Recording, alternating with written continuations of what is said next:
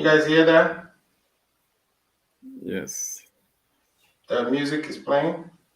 No. Okay. I can hear the music. All right. I wish I could make my screen bigger. Stop sharing. Oh, right here. Okay, I see it. All right. Okay.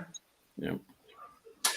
All right, welcome to the Ghana Agenda. My name is Alfred Amuzu, and today we are going to be previewing the 2021 year, the year 2021. So we are looking at some of the policy expectations and some of the things that happened in 2020 that would continue on to 2021.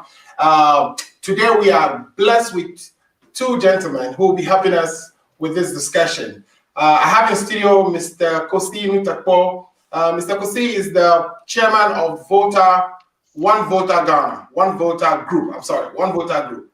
I will let them actually talk briefly about themselves as well. I also have Mr. Jibreal Hamenoo. Mr. Jibreal is a solution architect. Is a data solution architect. And we'll be talking to the two gentlemen. They will be helping us review the year 2021. So stay locked here. Tell a friend.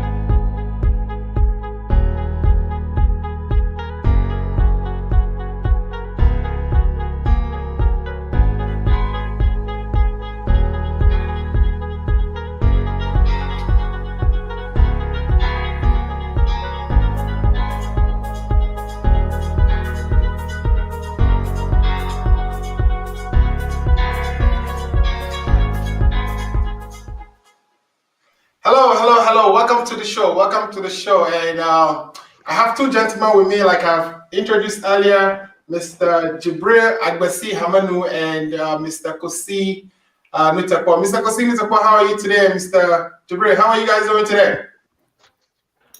Doing very great. Thanks for asking. How are you doing? And good evening to your listeners. Doing very well. Happy to be on your show. Thank you so much. So we have witnessed an election that just ended. This is the first time in our history since 1992 that we are going to have a parliament that doesn't have the presidency coming from the parliament.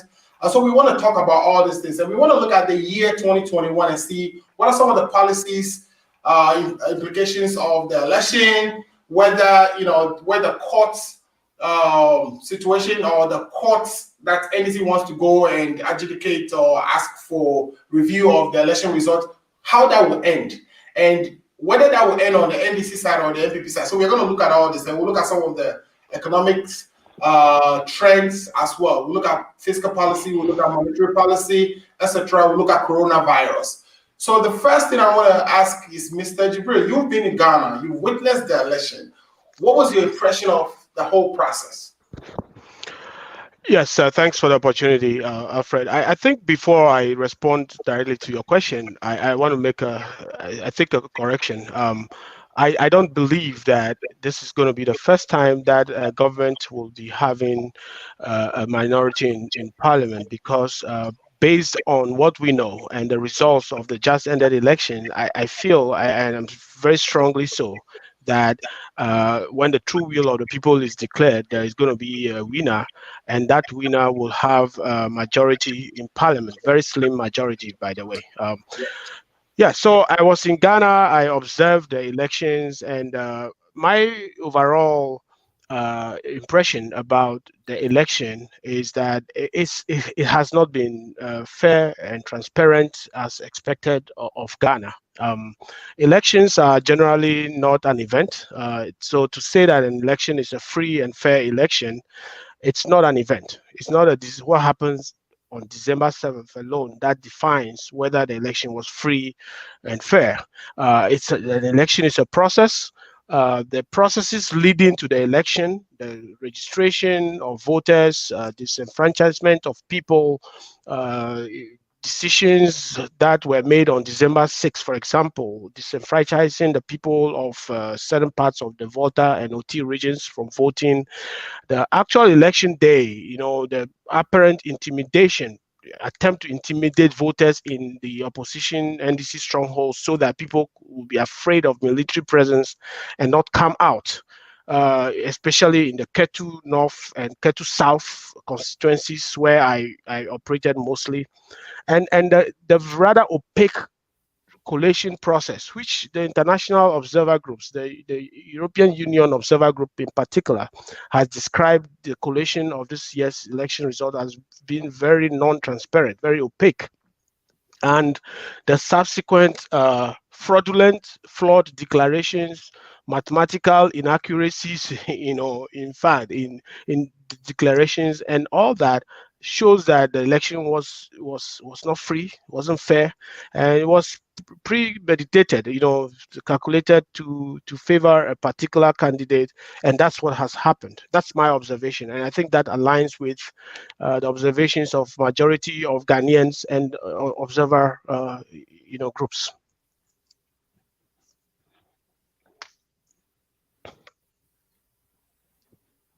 We cannot hear you.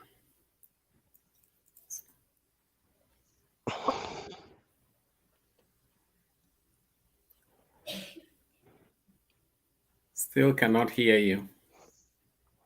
All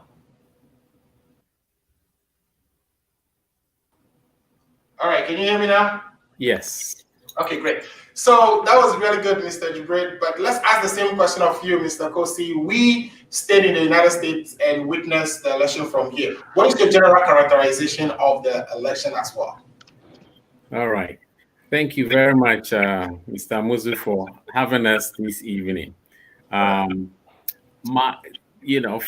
our vantage point, it seems like, from what I heard Mr. Jibreal talk about, seemed to be very similar to what we saw. From my vantage point, it wasn't a surprise. Everything that happened, none of it surprised me, because I have followed very closely the elections in the West African sub-region. And, I used to think that what happened in Ghana was the exclusive right, or the exclusive, club, that Francophone countries in West Africa had monopoly upon. And the fact that actually has come into the dear country of Ghana that we loved terrifies me. Mr. Jibreal said a bunch of them. Leading up to the election, the registration, the fact that within a very short period, this government decided that they would conduct a registration exercise. And then the intimidation processes that they put different groups through, particularly Voltarians and some of our northern brothers and sisters, showed us what was to come. And then on the election day, we saw the intimidations that went on, the killings, etc. And if you allow me, I would go back a couple of years. 2018. In 2018, we all know Akufo-Addo decided that the 10 regions in Ghana were not enough and needed to create another 6. Well, of course, one of those was our dear Volta region. Forget the fact that there were bigger regions in size than the Volta region. Ours had to be divided. Right. And the processes, we of One Volta, and I have to say I am the chairman of the One Volta group in the diaspora. I am basically, I would like to caveat that I am today represent myself. But just to go back a little bit to tell you that, that what happened we knew from the very onset, they had to do it in such a way that only the people requesting the division could take part in the vote. It went on from there to intimidation, and EC keeping things away. We had to go to court several times, to the Supreme Court. In the end, it was a rigged election. It was totally rigged, and I hope I get a chance to go into details about how they did that system. And so when we got to this 2020 election, as we got to it, I actually alerted the opposition party and told them that the playbook they had used to rig the referendum in dividing the Volta region was the same one they were going to use in 2020. And lo and behold, we saw everything, A to Z. That movie was not a new one. We had seen it before. Okay. So, Jibreal, and I'm going to ask this question to both of you. So, on the election day, we witnessed, on the 9th, which is 2 days after the election, we witnessed one set of numbers announced. I think the Electoral Commissioner said 13,434,000 persons voted, or valid votes were casted. Then they came back and changed that number and changed the percentage as well. Do you think, and something like that coming from the Electoral Commission is likely to weaken the confidence of people in the validity of the result? Do you think this election was stolen? Yes, 100% stolen election. And I think that the NBC will be proving that through the legitimate means, and the right things will be done. And as I said on a previous, on a radio network earlier today, I think that, in my whole adult life, I have never seen an electoral commission in Ghana since '92 till date actually declare a very important declaration, such as the winner of a presidential election on 3 different counts, and on each count, the results declared are different from the other. So the first one was the 9th December one you mentioned, which didn't make mathematical sense, because if you calculate the percentages, it's basically flawed. And then the second result on the next day, and then when they went to gazette the results on the 15th, they sent a third set of results. That, I said earlier, is a combination of incompetence and collusion. Incompetence in the sense that, Ghana is a country that can boast of a lot of skilled people, highly skilled mathematicians, statisticians, scientists, engineers, and all that. And when we went to school, one thing that we've been taught is when you write an examination or you're submitting an assignment, look over your work. There are so many conspiracy theories that the EC didn't have control over the results they were declaring because there were some infusions, some injections by hackers and all that. So they didn't. But if you were to go by the basic tenets of, look over your work, which is done at school, even at our workplaces and all that as a professional, you would notice that the system that has told you 1 + 1 = 3, because a system told you 1 + 1 = 3, it doesn't mean you should go ahead and do that. So as a professional, whether you're a PhD or a professor, or you have tons of experience, wherever, that basically reflects on you as a person. And this really supports our previous calls that the current electoral commission, which we know has been composed to perpetrate a fraud on maintaining Akufo-Addo in power, is incompetent. Right. You recall, after spending $200 or close to $200 million on a system, when they were doing voter registration, every basic data management system has a basic fundamental, unique identification of records. That is a basic requirement of every data management system. And after spending close to $200 million during registration, this system had duplicates. People, in fact, the vice presidential candidate of the NDC had her registration number duplicated with other people. And we've been calling out the EC all the while. They're very incompetent. Either they're incompetent or they are colluding with government to perpetrate fraud on the people, and they have taken it all the way through. And now we are laughing stock among our friends. In fact, I got back to the US, and a few friends of mine, classmates across Africa, who I happen to be classmates with, called me and asked, "Hey, Ghanaians, you don't know how to add 1 + 1?"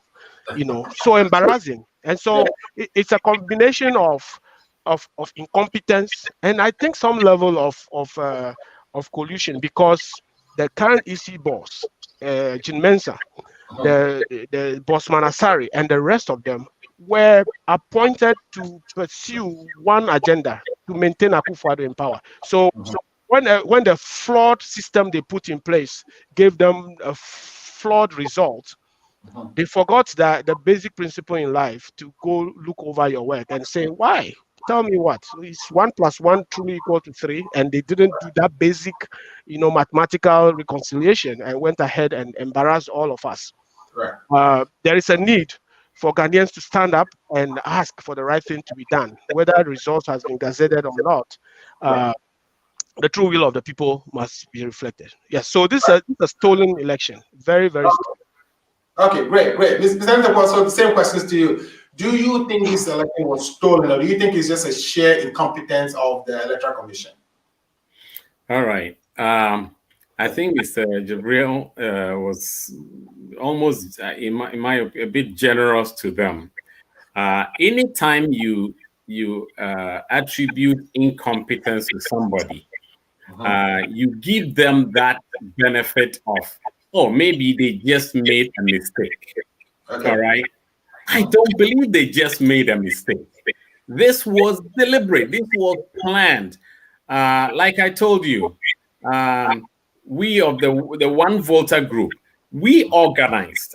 I tell you, when we went to the Supreme Court and lost the fact that the whole of the Volta region could not take part in the referendum, we came back and recalibrated, and we realized that still all we had to do was win 20 plus 1%, and we would have kept our region intact. They had to win 80%. The population, the Voltaire, the airway, even the population of the airways within the OT region was over 40%. Right. And we knew, none of those people was going to vote for their region to be divided. And yet, this was done, the Sunday before the election. One MP called me personally and told me, Mr. Nutekpor, this, unfortunately, I have to tell you that this election has already been cooked. This referendum has already been cooked.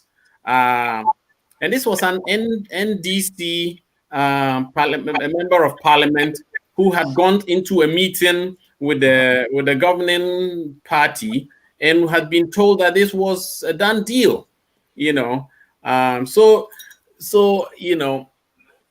Jean Mensa, all right, she comes out. There's a saying that if you tell the truth, you don't need to remember anything. Okay. Right? If you tell the truth, you don't need to remember anything.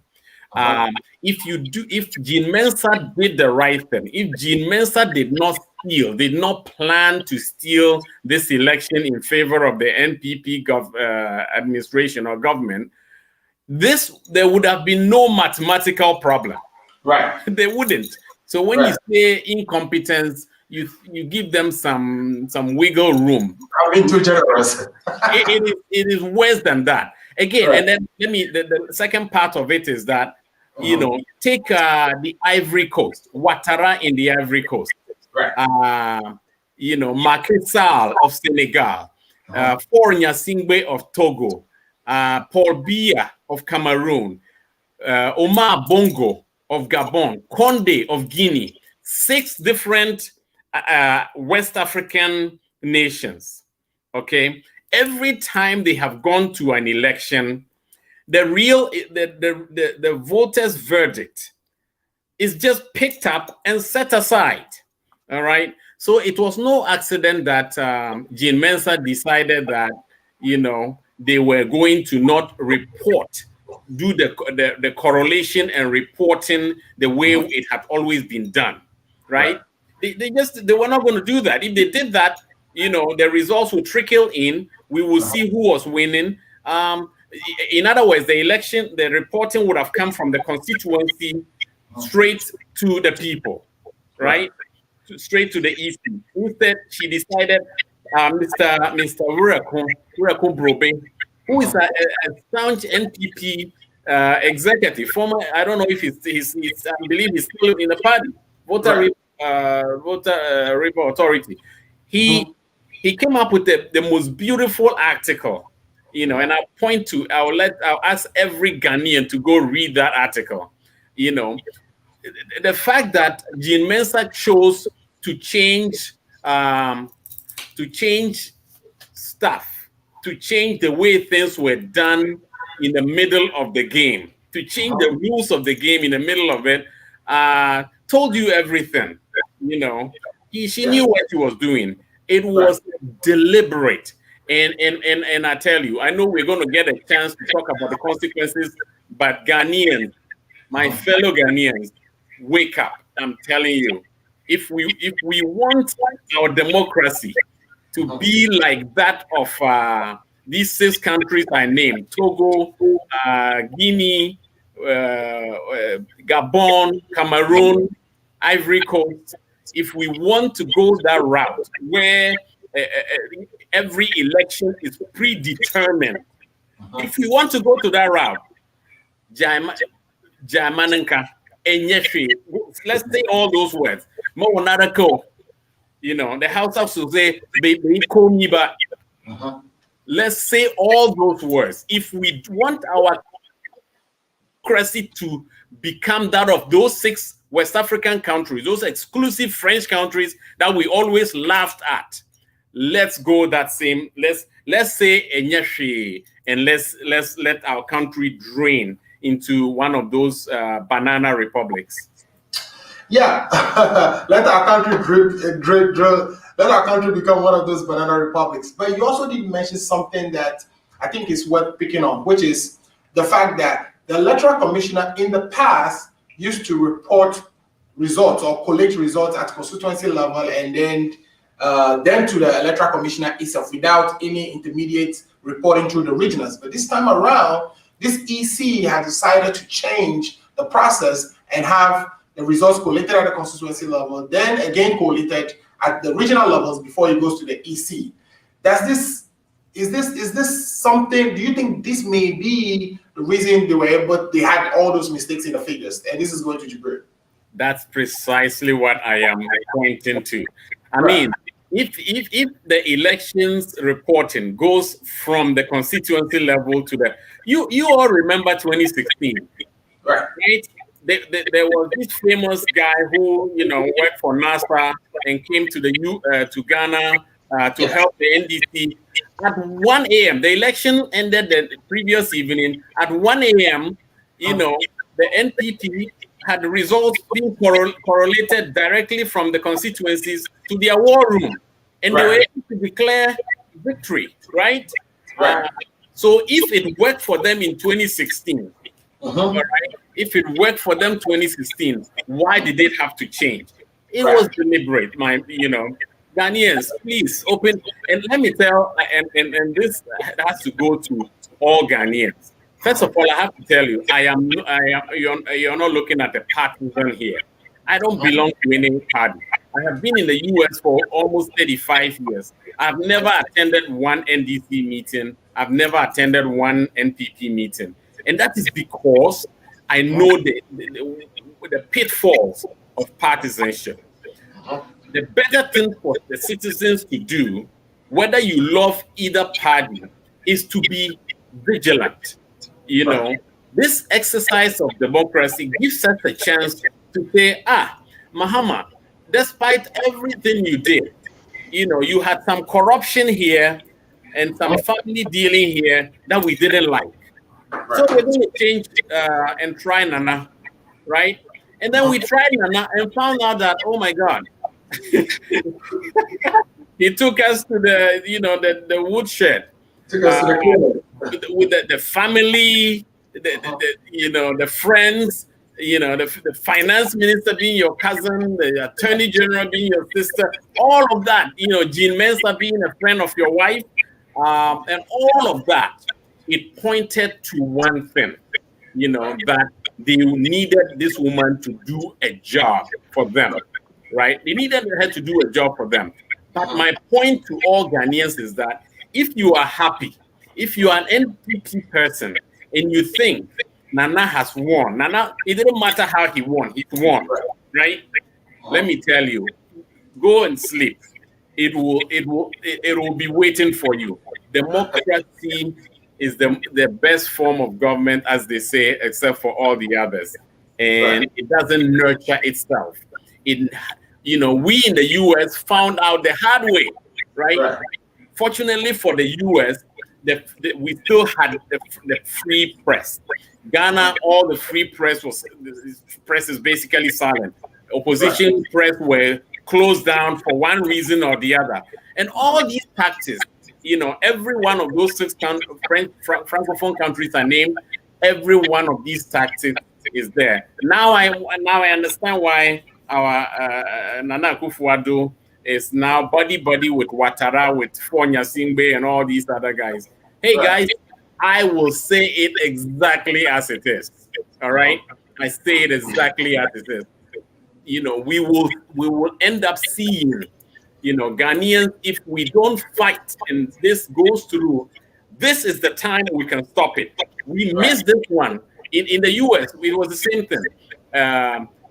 Americans had one chance to make sure Trump didn't come back. If Trump had come back, America would have become a dictatorship.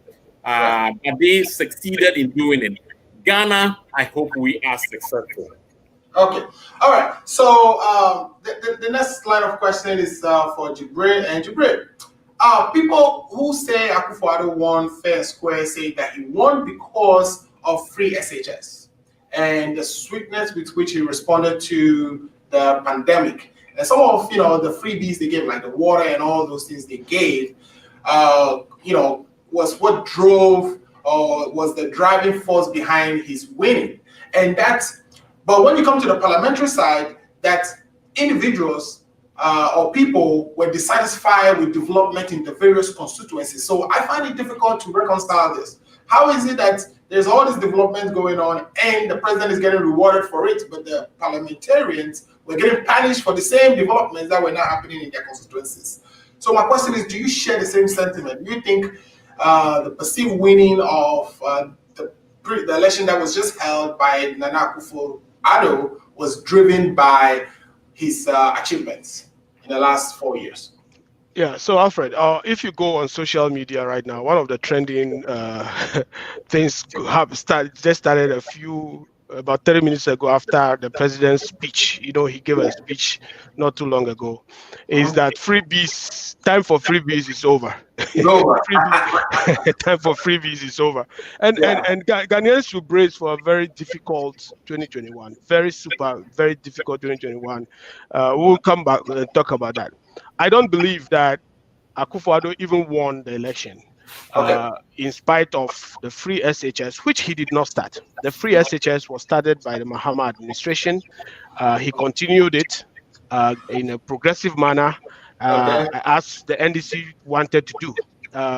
In fact, his handling of the pandemic, some of us have criticized him heavily about it. It's been very poor, very bad. I was in Ghana, and the way people's reaction, perception of the pandemic is horrible. People don't wear masks, people don't, social distance, nothing. And so when I got back to the US last Sunday, even though whilst in Ghana I took all the precautions, I had to isolate myself and make sure I take a test before I can come back home. It's been horrible, and we know that he used the pandemic as one conduit to loot Ghana. Get $100 million loan from the IMF and shared among his parliamentary candidates to use to campaign, and they looted Ghana heavily as that. And so he did not win the election. That's the reason why, in spite of all the intimidation, all the disenfranchisement of people, during the registration, making sure that people in the NDC strongholds don't get to register to vote and all that, he still lost the election. And in addition to losing, the EC, which he put in place to help him win the election, had to help him massage the figures, massage the numbers, so that he can appear as the winner. And that is going to come out pretty shortly. He did not win the election. This is so bad, right? you know, especially the president who's supposed to be on top of the chain, the governor's chain, Yep. If he's orchestrating all this gotta be bad for our country. So I guess my next question is, what is the way forward? What do we do from now on? What is the NDC going to do? What have you heard? So I've heard people say go to court, shut up and go to court and all that, as if all the avenues that the party, the NDC and Ghanaians, not just the NDC, are taking right now, pouring on the streets, expressing their views on social media, on radio, TV, and all that, were mutually exclusive. Where like there are things that cannot be done in addition to going to court. You cannot go to a court with, we have over 33,000 polling stations.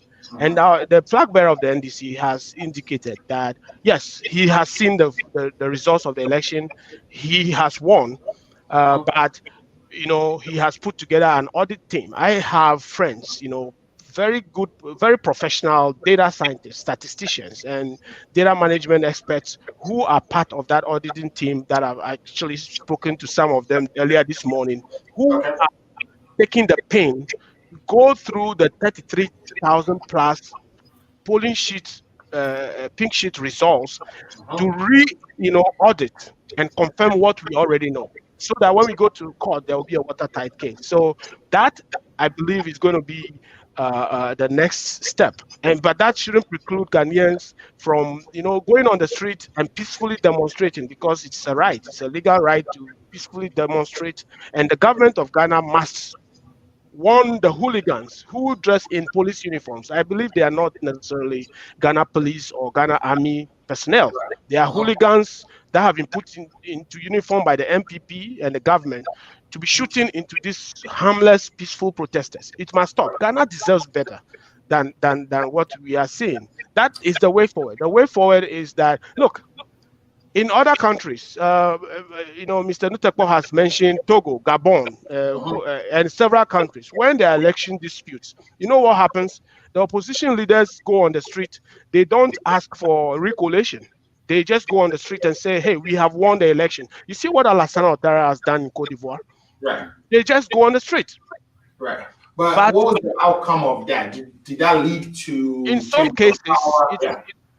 cases, it plunges the country into civil war.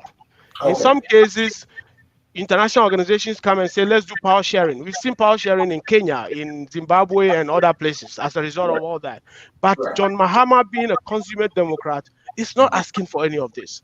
He's just asking, okay, you said you have won the election. These are the results. Let's recollate the results. Let's audit the results. Take the 33,000 plus polling station results. Let's get an independent audit firm to take each one, add the numbers, do the real mathematics that the EC is unable to do. And then if he loses, he will concede and walk away. What else can you ask of from a political leader? He has shown the way. He has demonstrated a lot of peacefulness, all over the years, and he still continues to do that. He's calling on the party supporters here, please demonstrate, but do it reasonably, do it peacefully. And he's not asking for people to go bend the roads and all that. And the military, the hooligans actually in military uniforms are rather shooting into these peaceful demonstrators. And I think what we need to point out to them is that we have seen countries where military men holding guns ran away from angry people. And, Ghana is a peace-loving country. We have investments in Ghana. Ghana deserves better than what we are seeing from this government and the collusion.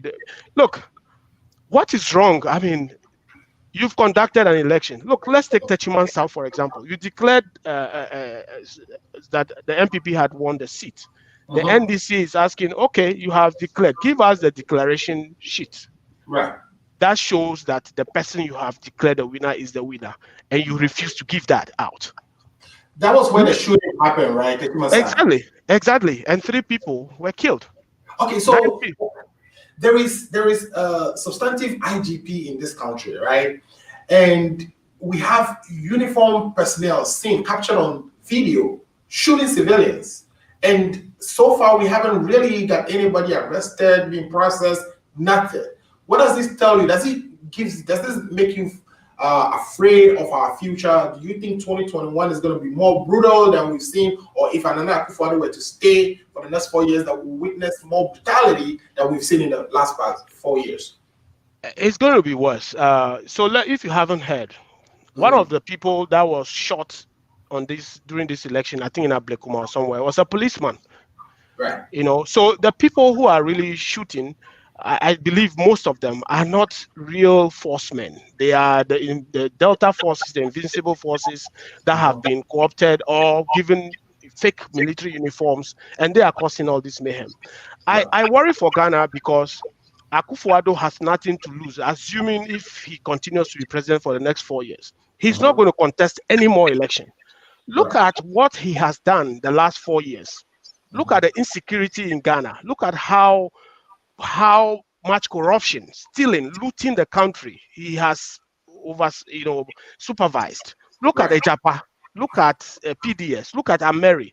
And he did all that in the face of an impending election that he was going to contest. Now that he wouldn't have an election to contest. Can you imagine what he would do the next 4 years? Right. I am really afraid for Ghana. I keep saying Ghanaians should brace themselves for the darkest years ever in Ghana's history, and a very corrupt, nepotistic, and very, like a dictator president in Akufo-Addo. It's going to be serious, because of things like that. Some of us, I was in Ghana for 2 weeks. You have to be afraid for your lives. You have, times that you cannot sleep in your own house because of the fear that they will send sponsored people to come and attack you. And those are things that were happening in Ghana the last 4 years. Right. So you went to Ghana strictly for the election, correct?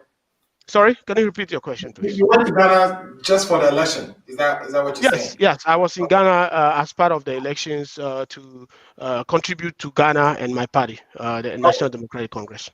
Okay, let me bring in Kossi real quick. So, Kossi, you see that from the result that the parliament is now divided, right? Where we have 137 on the NDC side and 137 on the NPP side. The NDC believes they have more, that they are challenging some of the constituency results, and that a few more may flip or may go into their favor. But if it stands the way it is today, what kind of governance do you expect for the next 4 years? How is this going to be? Who is even selecting the leader of parliament? And how would policies like the industrialization agenda we want to embark on with this 1D1F and all the things that the previous the Akufo-Addo government initiated, how would all these things progress? I'm thinking of things like Agyapa. I'm just imagining, how is this parliament going to work? What do you expect from our government for the next 4 years based on the split in parliament? It will be a nightmare. It will be a nightmare.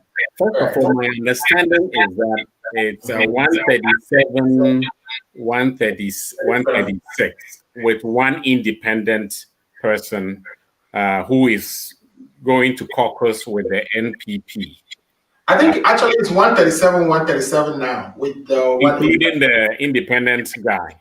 No, 137, and one independent. And one independent. Okay. All right. So if it stood there, I understand that one or two that are still outstanding. But if it was at par, I believe they would have the committee chairs, wouldn't they? But either way, even let me even be very generous to the NDC. If the NDC ended up with 138 to 137, let me tell you, this man, Michelle Obama said, somebody tells you who they are, believe them, right?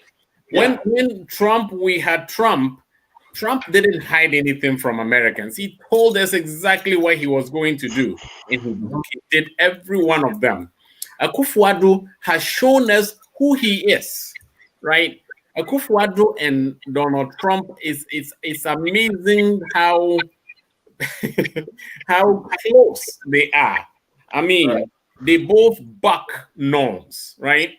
This is how it was done. This is how I am going to do it.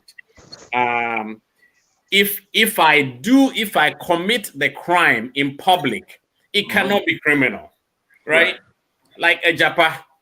Agyapa is a criminal enterprise, but this guy, brazenly, put it up with the help of his cousins and nephews, and was going to, and it still may perpetrate it on our country. But because he did it openly, seems like there was nothing criminal about it. The other thing the two of them have in common is you didn't see what you just saw. You did not see what you think you just saw. You've all heard a story where a woman comes to the house and there's another woman sleeping with her husband, and the husband, caught red-handed. The husband says, "Who are you going to believe, me or your lying eyes?" Right. This is really what Ghana has become under Akufo-Addo. And again, this is coming from someone who is very non-partisan. When Mahama was in power, I took 2 years and went to Ghana. There were certain things I saw that I criticized him for. All right, but then this man comes and oh my gosh, it's just on corruption on steroids. Right.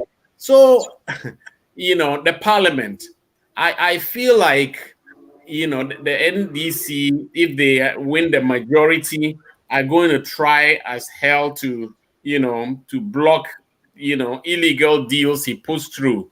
But I am not going to count on it. This man is Donald Trump. Donald Trump had a very small majority in the U.S. Senate, Right. and he called the president and asked him to investigate his opponent. And when he was caught, he said it was a beautiful call. Yeah, it's a beautiful call, and it's it is. There's nothing illegal about it. It's a witch hunt. It's a this. It's a that. And he said it enough times that half of the country believed him. Right. Akufo-Addo does exactly the same thing. Right. So I tell you, I hope and Mr. Jibreal basically said everything that needed to be said about the way the NDC is going about it. They're doing it right. There is this notion that it's either white or black. No, they can pursue a multiple pronged approach to succeeding in this contest to wrestle the clear winner of this election from this losing team led and perpetrated by Jean Mensa. And of course, we have a few people to thank. You are one of them. Kevin Taylor, Kevin Taylor is my friend. For the life of me, I don't understand how he manages to get the latest news from the Jubilee House. Right. He predicts it, it comes to pass. He predicts it, it comes to pass. And there are people still in Ghana saying Kevin Taylor does not know what he's talking about. Oh, he does. So Ghana we have never been challenged the way we are. And Americans also, we thought the same thing. We thought Americans truly believed that they had their systems in place, and there was no way they would an individual will come along and be able to manipulate the people. 70-something million Americans believe the 80 million who voted for Joe Biden didn't vote for him. Right. And so sometimes I feel like saying good luck to Ghana, but I know I want to go back to my country. I do want to go back to my country. And for the sake of my children, my American children, whom I have taken to Ghana several times, who want to end up in Ghana, this needs to be straightened out. And Ghanaians must fight like hell. We must fight like hell to defeat. If Mahama lost in 2016, right? What did he do? He conceded. Yep. Absolutely. The Peace Council didn't need to go to him. You know, the council, Christian Council didn't have to go to him. Right. He conceded because it was the right thing to do. But you know, the crazy thing is, elections were coming, and this man didn't even try. Right. He didn't even try to do anything apart from the toilets he built around the places in Baumia. By the way, I know Baumia and I went to, he went to Ghana Secondary. I went to St. Charles Secondary in Tamale, and I know him very well. But he went around inaugurating toilets right in front before a huge election, with all the corruption, with all the everything that Mr. Jibreal has said, and expected to win. And when they didn't win, then they resorted to doing what our French Francophone countries do best. All right, guys, you're watching the Ghana Agenda, and today we are previewing 2021. I have some comments coming in from our viewers, and at this point, I want to read those comments, and then when we come back, we would, put in our closing statements on the post-election issue, because I want us to transition to policy trends and other, issues that would be what the Ghanaians talk about, or Ghanaians will be talking about in year 2020. So let me take the first comment here. The first comment is coming from Douglas Miracle. Douglas said, talk with evidence of intimidation. All of this can make Mahama the winner, but the courts. So he's asking for evidence. And so many people ask this question. So Jibreal, are there evidence that you are aware of that the NDC have that will be coming out or that they will be taken to court? In relation to the intimidation, you mean? Or well, the pink sheets and all the things that they needed, because everybody talks about bring evidence, and of course the intimidation as well. We've seen tapes, but are there some more that you think are in the system that people would be? Yeah, so I want to point out this fact. Douglas Miracle Dankwa, the gentleman who posted that, was my classmate at the statistics department of Legon for 4 years. So these are friendly parties. Yes, I know him personally, and he knows that one basic standard about data, is that real data doesn't lie, true data doesn't lie. We have the evidence that propelled John Dramani Mahama to indicate that he won the elections, and that's exactly what he has done. It's not born out of propaganda or hot air. Right. And as I mentioned earlier, he has commissioned an audit team of professional data scientists, statisticians, people who know what's up as far as data is concerned, who are auditing all the 33,000 plus pink sheets. We've seen, the party has communicated and provided evidence of padding in Ejisu, Esojaman, and a number of places, overvoting, polling station in Chira with 49 registered voters, reporting over 400 votes and all that. All those things are being audited, and at the right time, the leadership of the party under John Dramani Mahama will take the right action. Regarding intimidation, I was on the ground. Douglas Miracle lives here in Pennsylvania, about 4 hours from where I live. He wasn't in Ghana. I was in Ghana. I was in Ketu North.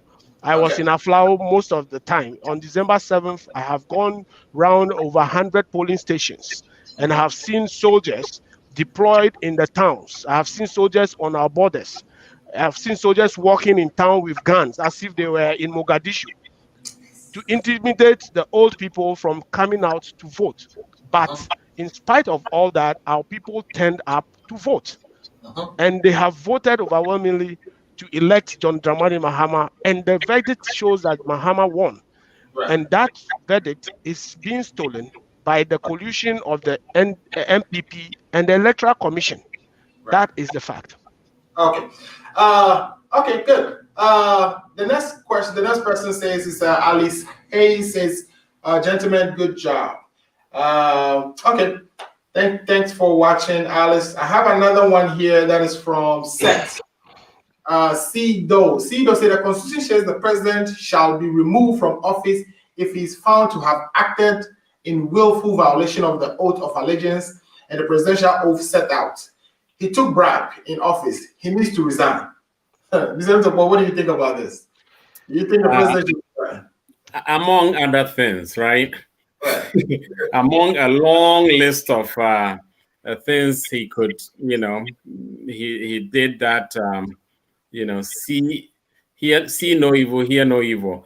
This president, elections were conducted. Before the elections, Mr. Jibreal just told us what he saw in some of the polling stations. They sent soldiers allegedly to go control the border so that COVID cases will not come into the country. Let me tell you, Togo, the whole of Togo, the COVID cases in the whole of Togo is outnumbered by the case from Kumasi or Accra alone. So who is going to protect who from who? So why is the border still closed between Ghana and Togo if the cases in Togo are actually less than what we have in Ghana? Because we are closing the whole of Togo, the cases in the whole of Togo is less than the cases in Kumasi alone. Wow. So you go figure who is protecting the other, so we know why he sent, the soldiers there to tamp down, both in the registration period and during the election. We have had elections upon elections. Can anybody, any of the NPP supporters tell me with a straight face when we have ever had the need to deploy so many military, men on election day? At the election, what does the Constitution say? Are we at war? But we know why he had to do it. Right. We know why he had to do it, and not just deploy them in Techiman South. They're shooting, they're firing. Ghana, I have never seen Ghana the way we saw. So there's just so much you could say about Akufo-Addo, and he has really he's taking Ghana to a different level, and those of you who love him, and like I said before, you may think he is on your side and therefore you excuse him, but let me tell you,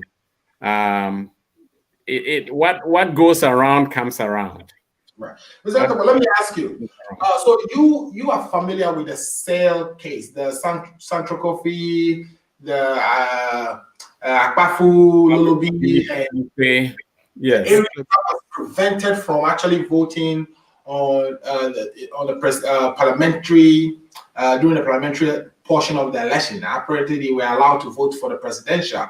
What is the news? And Jibreal, you can also help. What is the news? What is the latest? When are these people going to vote for parliamentary candidates? I've also seen some, rumors flying all over social media that the portion, the presidential results from that area was not added to, the figures for Volta region. How true is any of this?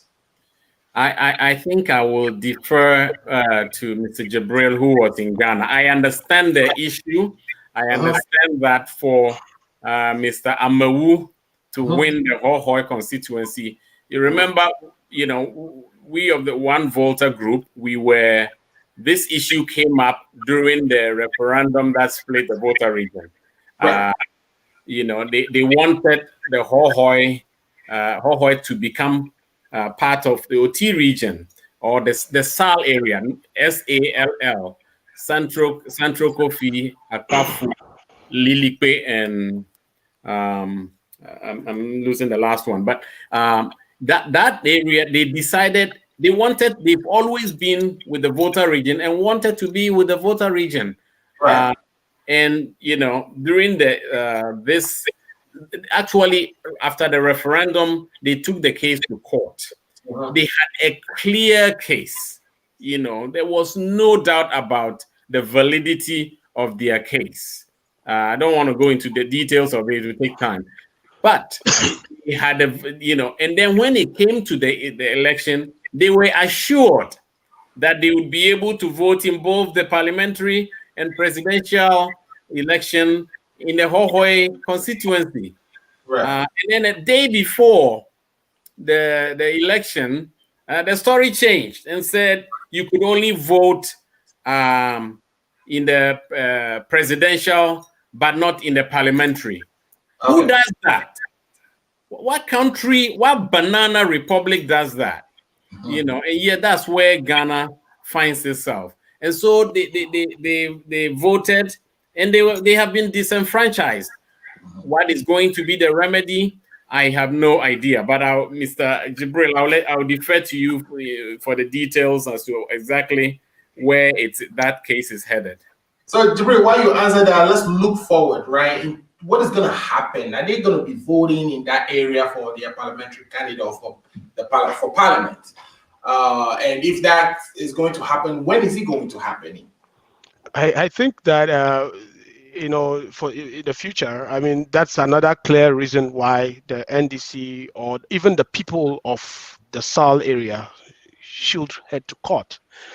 Because in my non-legal, I'm not a lawyer, but my non-legal understanding of things, that the situation where a certain group of people are not represented in Ghana's legislature or didn't have a say on who becomes the leader of this country is clearly a violation of the law. And I'm sure the case in court, the right things will be done. But here again, let me say this. This is not an accident. It's not a mistake. It's a clear case of gerrymandering or a clear case of, intentionally altering the boundaries of a constituency so that the MPP can make a case and win a seat in an area they cannot win a seat in when things are free and fair. So, in the Volta region, the MPP had two, if I'm not right, I stand to be corrected, two ministers, Peter Amewu, the energy minister, and Kofi Jameshi, who is from Ketun of my constituency, two ministers who were contesting for parliamentary seats. And these two constituencies were targeted heavily by the MPP in the influx of resources, money, and stuff to make them win these two seats. Right. I believe that as things went on and on and on, and they realized that the Hohoi seat was not going to be easy, they took the plan B, which is to alter the borders of the constituency on the eve of the election. Right. The sad thing is that even if the people of Lolobi, Akpafu, and all those places were going to be given a new constituency, that could have been done before the elections. And in my lay view is that if that has not been done, they are not given a new constituency, then their previous original status quo constituency that they belong must hold. Yeah. And the sad thing of it all is that the NDC candidate, I think it's a female, I've forgotten the name, right, hails from one of these four communities that were disenfranchised. So, I can, let me speak with Ketu North as an example. I come from Fenyi. In Ketu North, we have four key zones: Fenyi zone, Joje zone, Afife, and Feta zones. These four blocks form the constituency. Kofi Jameshi comes from the Joje zone, which has a heavy number of voters. Right. Aveji, the current MP who won the election, comes from the Feta zone, that also has a a lot of voters. Afifa zone has another block of voters, and my zone, Penny zone, has a block of voters. Just imagine that after campaigning, politics now is data science. Right. You research on the ground and find out where your weaknesses are, where your strengths are, and focus your campaign on the areas that you can turn out votes to win the election. So just imagine that Kofi Jameshi did a research and found out that his strength is Georgia zone. So he Right. did a lot of campaign there, pumped in a lot of research, a lot of work.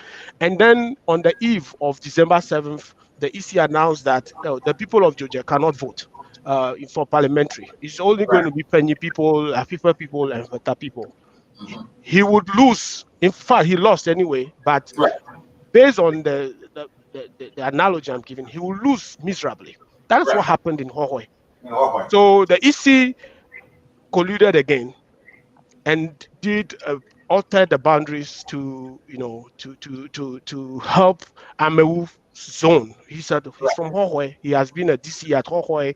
He has done a lot of work at Hohoi, and knowing very well that if the other towns like Lolobi, Akpafu, Santo Kofi, and all those places are taken out, he will win, and that is why he won.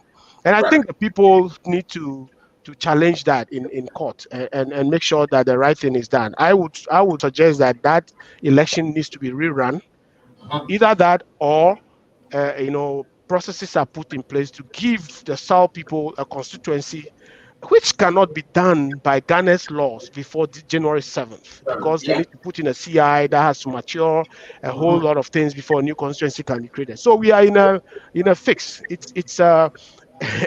Treacherous. Well, this is one thing I call combination of collusion and incompetence. It's a combination. You can't, incompetence, but clearly collusion, deliberate attempts Right. to disenfranchise some people to the So, benefit of one person. so the people who call it the miracle, the Amawu miracle in Volta region, should probably not, should probably have a better understanding of what actually occurred before they even call it that. And Yes. I'm there's a no miracle in that. This is pretty much just no. gerrymandering. Yeah. There was no miracle. It's pure gerrymandering, and Hohoi is a stronghold. Of course, every politician has a stronghold, no matter what party you come from. If you see the skirt and blouse that has happened in Ghana, even in Akan areas, in Volta region, in Ketunov, there was a lot of skirt and blouse. If you go to Georgia, where Kofi Jamashi comes from, he got a lot of parliamentary votes, but Mahama got most of the presidential votes. So that's what happened in Hohoi. Look at the numbers. Mahama won Hohoi heavily, right? And Amawu won the parliamentary because that is his stronghold. His people stood with him. If they allowed the original boundaries to prevail, or if they communicated the new boundaries early enough, the NDC candidate would have strategized his campaign according to that, and change things. So there was no miracle. In fact, it was a clear case of criminal engineering of boundaries to support his speed. Okay, I know we are getting close on our time, even though we haven't scratched half of the show yet. But let me take a few more messages because people are still sending us messages, and then we will transition very quickly to the next thing. So this one is coming from Setio again. He says it is not going to be 170. It's not going to be 137 for NDC because we are contesting the remaining 5 stolen seats the MPP.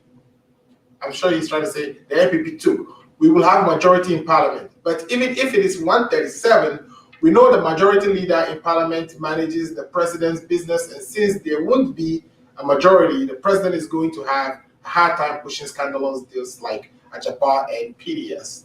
Mr. Nutekpor, what do you think? And you can come into Jibreal. I sure hope I shared his optimism. I'm a bit skeptical. It is a country that is. I never believed we would get to this point where Ghana is looking at results of an election, and we saw what we saw. And yet, I mean, Mr. Amuzu, if you remember, there are so many telltale signs the NPP did not win. Did you notice the silence? The silence. I mean, in 2016, at 1:30 in the morning, I called one of my brothers, and the noise in Accra was just, ear shattering. And this time they win. They supposedly win, and the country, feels like a graveyard. The NPP is not known for, their quietness or their, So there's a lot of things that points to the fact that this party did not win. But and then people say, why don't you go to court? Right. Just like Mr. Jibreal said, if you've gerrymandered, in the US we call it court parking, right? It's so sad. Every government, from Kufuor to Atamils to Mahama to Akufo-Addo, we saw how many members they put on the Supreme Court, right? Mahama put 2. Kufuor, I believe, put 3. I believe Atamils put 1. This current president put 11 members to pack the court. So in a court made, 17 people, 11 of them from this current president. So when that president and his supporters tell you to take the court to that court, what chance do you have? What chance do you have? We've seen several cases that flew in the face of, logic. And yet that Supreme Court said no.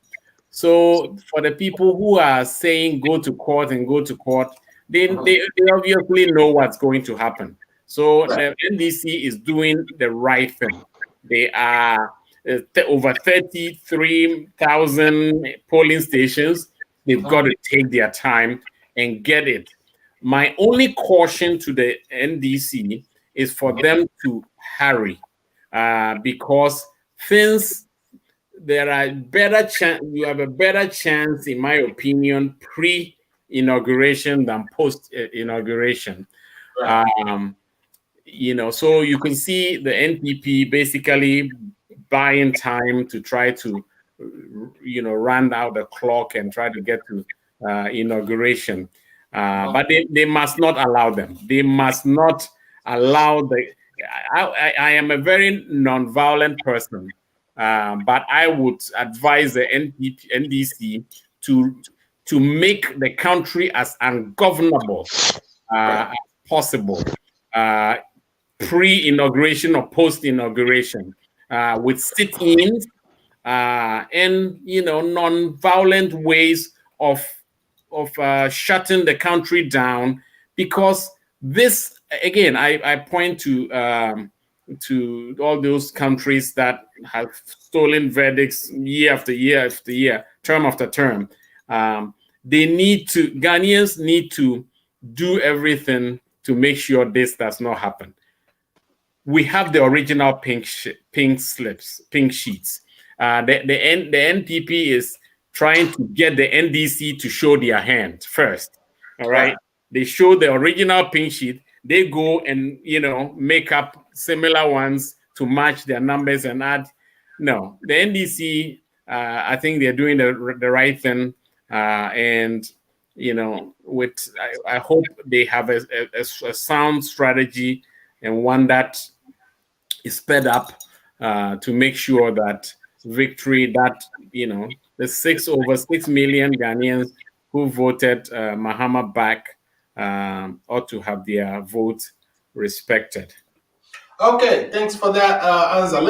So I have a few more So I was going to react quickly to Okay. uh, Okay, if the you can do text. that quickly, so I can read through the rest of the messages and then we can switch the topic. Yes, reacting to the text from Seto, and I think that is a fact. So we currently what has been declared by the EC is 137, and one independent. But five of those seats, in fact, Techiman South is one of them, which we know we have won based on the pink sheets. Zabzugu in the north is another one which we have won, and there's Takwan Swayem. There is, I think, two others that the party is requesting. Safi also and another. The party is requesting for recollation. Let's recollate, look at the numbers.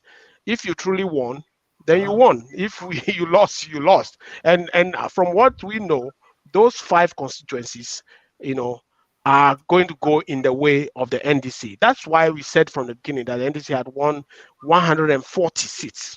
140 seats. So that is going to happen. Regarding going to court and a packed court and all that, the robustness with which the NDC is doing auditing is going to lead to a situation where when the party goes to court, even though this 11 or so judges that were appointed by Akufo-Addo, they will be compelled, you know, no matter who appoints you, even if it's God, excuse me, if it's no matter who appoints you, you cannot see a 1+1 that the EC says is equal to 3 and then affirm that. In fact, if that happens, then our country, Ghana, would have been doomed.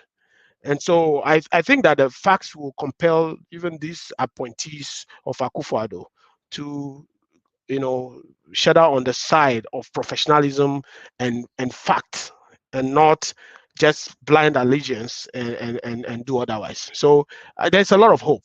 There's a lot of hope that the apex court, when confronted with the evidence, will do the right thing.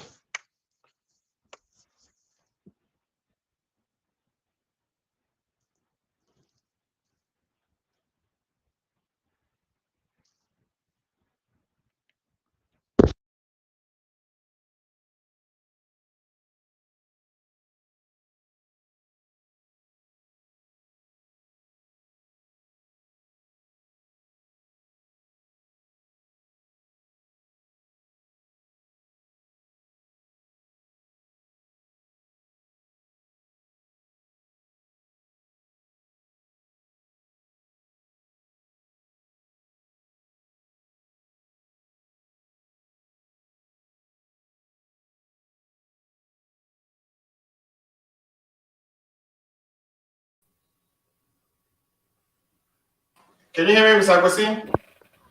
Yes, sorry, I think that there's a technical hitch.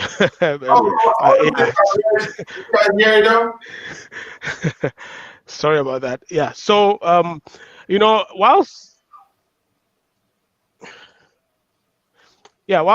I was offline, I can see one Ibrahim Mohammed. He posted a question online whether Honorable Hamenoo deserves the win or not. Right. So Mr. Mo deliver or he can't. I mean, that is. Let me tell you this. I believe in fair play.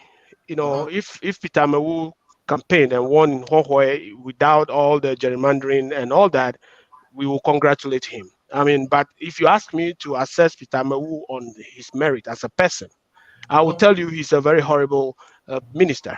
I mean, he is the minister under which PDS occurred. He said PDS was fraudulent. He's the minister under which Ameri deal was attempted, corruption. The president and his cronies. Well, I think that was before he came in. He has supervised a lot.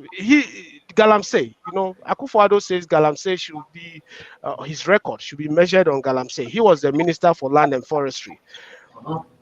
Peter Amawu is, as a person, as a minister, was horrible. I mean, so if I assess him as a person, that's what I'll say. Regarding winning the Hohwe seat, I wish he had contested, a free, fair election in Hohwe and won if he could. And then I can attest whether he can do the work or not.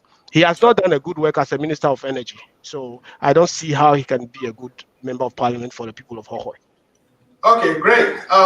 Okay, ladies and gentlemen, thanks for your watching Ghana Agenda, and we've been talking about the year 2021. We've been previewing the year. We first started with the post-election issues, the issues that occurred during this past election, and whether NDC is going to go to court, the constituencies that are still being contested, etc., etc.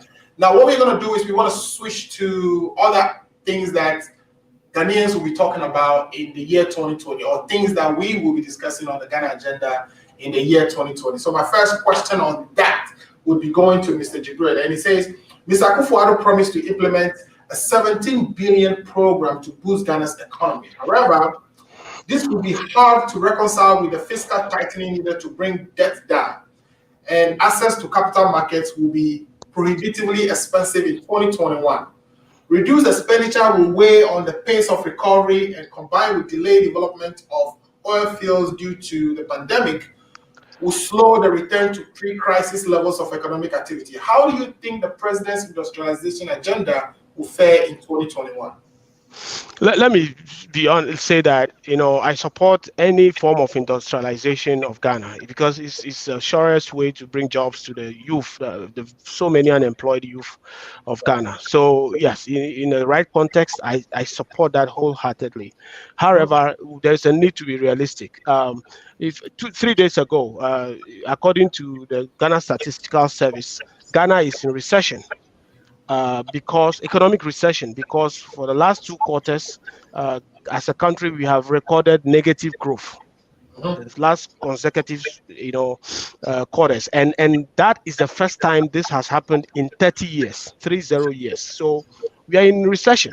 That's why I keep about 1.3%, and that was due to the pandemic. So there was a pandemic in the USA, right? Right. There was a pandemic in other countries. There was a pandemic in so many other countries, and after things have plateaued, they are coming back because the investments. Countries take loans. Ghana is heavily indebted. In fact, so is the USA, heavily indebted.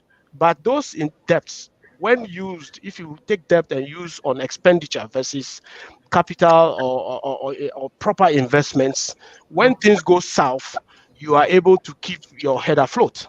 Right. In the case of Ghana, our debt has been used fraudulently, mostly to enrich a family, a few people in a family, and also on consumption, mostly. And so I don't see how, given that we are currently in recession, going into next year, things are going to be worse. I said the next year is going to be a very dark year for Ghanaians, economically.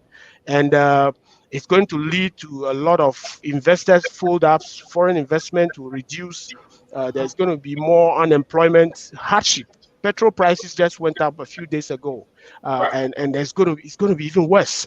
So I don't see, even though it's a good idea to think about industrialization into 2021, the reality is that it's not going to happen. Do you remember we were told 2020 is a year of roads? The Sino Hydro project, it didn't happen.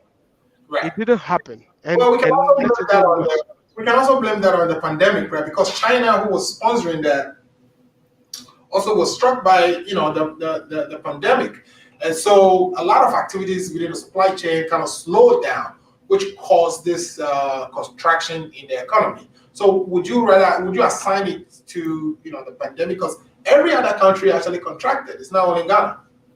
Yeah, so you see, this is how you do the analysis, right? This is a pandemic that is global in nature. So USA, China, Italy, Ghana, Togo, Benin, everywhere has suffered the brunt of this pandemic. Right. So we all have the same base. You can now compare Ghana to Togo. You can compare Ghana to Benin, to Nigeria, to every other country, to the US, and say, okay, given the impact of the pandemic, how is Ghana doing compared to Afghanistan? How is Ghana doing compared to Zimbabwe, Right. to Togo, and all that? Then you can make the conclusion. And the comparison I'm saying is that even with the same baseline, where we have a pandemic affecting the economies of all the countries in the world, Right. Ghana's case is even more severe because our borrowing, incessant borrowing, before Akufo-Addo took power, Ghana's total debt was around 120 billion cedis, and before this election, it has more than doubled to almost 260 billion cedis. Right. Those monies were not invested properly.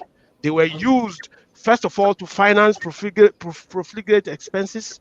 They were used to create contracts that have people within the president's circle benefiting corruptly from, and all that. So as a result, our baseline is more impacted than that of other countries that are Right. not, being very corrupt and looting the state like has been, experienced in Ghana.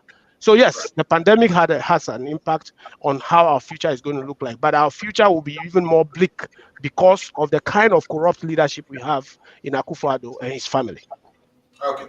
Mr. Nutekpor, so we know that when this pandemic struck, that the government came with a lot, freebies to support the people during lockdown.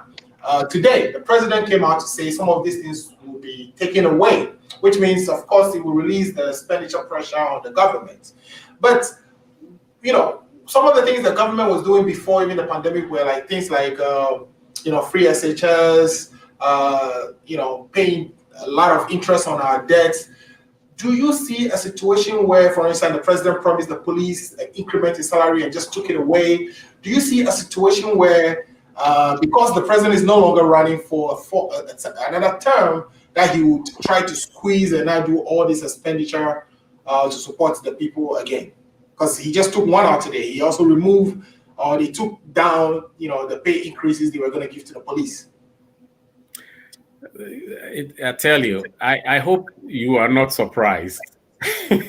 I hope no Ghanaian is surprised by what's already starting. In 2014, after over almost 30 years in the US, I decided I had enough of the US and I needed to move back home. Right. I moved back for 2 years. Obviously, I ended up coming back. But during those 2 years, Mahama was in power. Right. I lived with my father and mother-in-law. My mother was an NPP woman. My father-in-law was a NDC. And I woke up every morning to Peace FM and all these radio stations, saying all kinds of things, incompetence here, corruption here, all of that.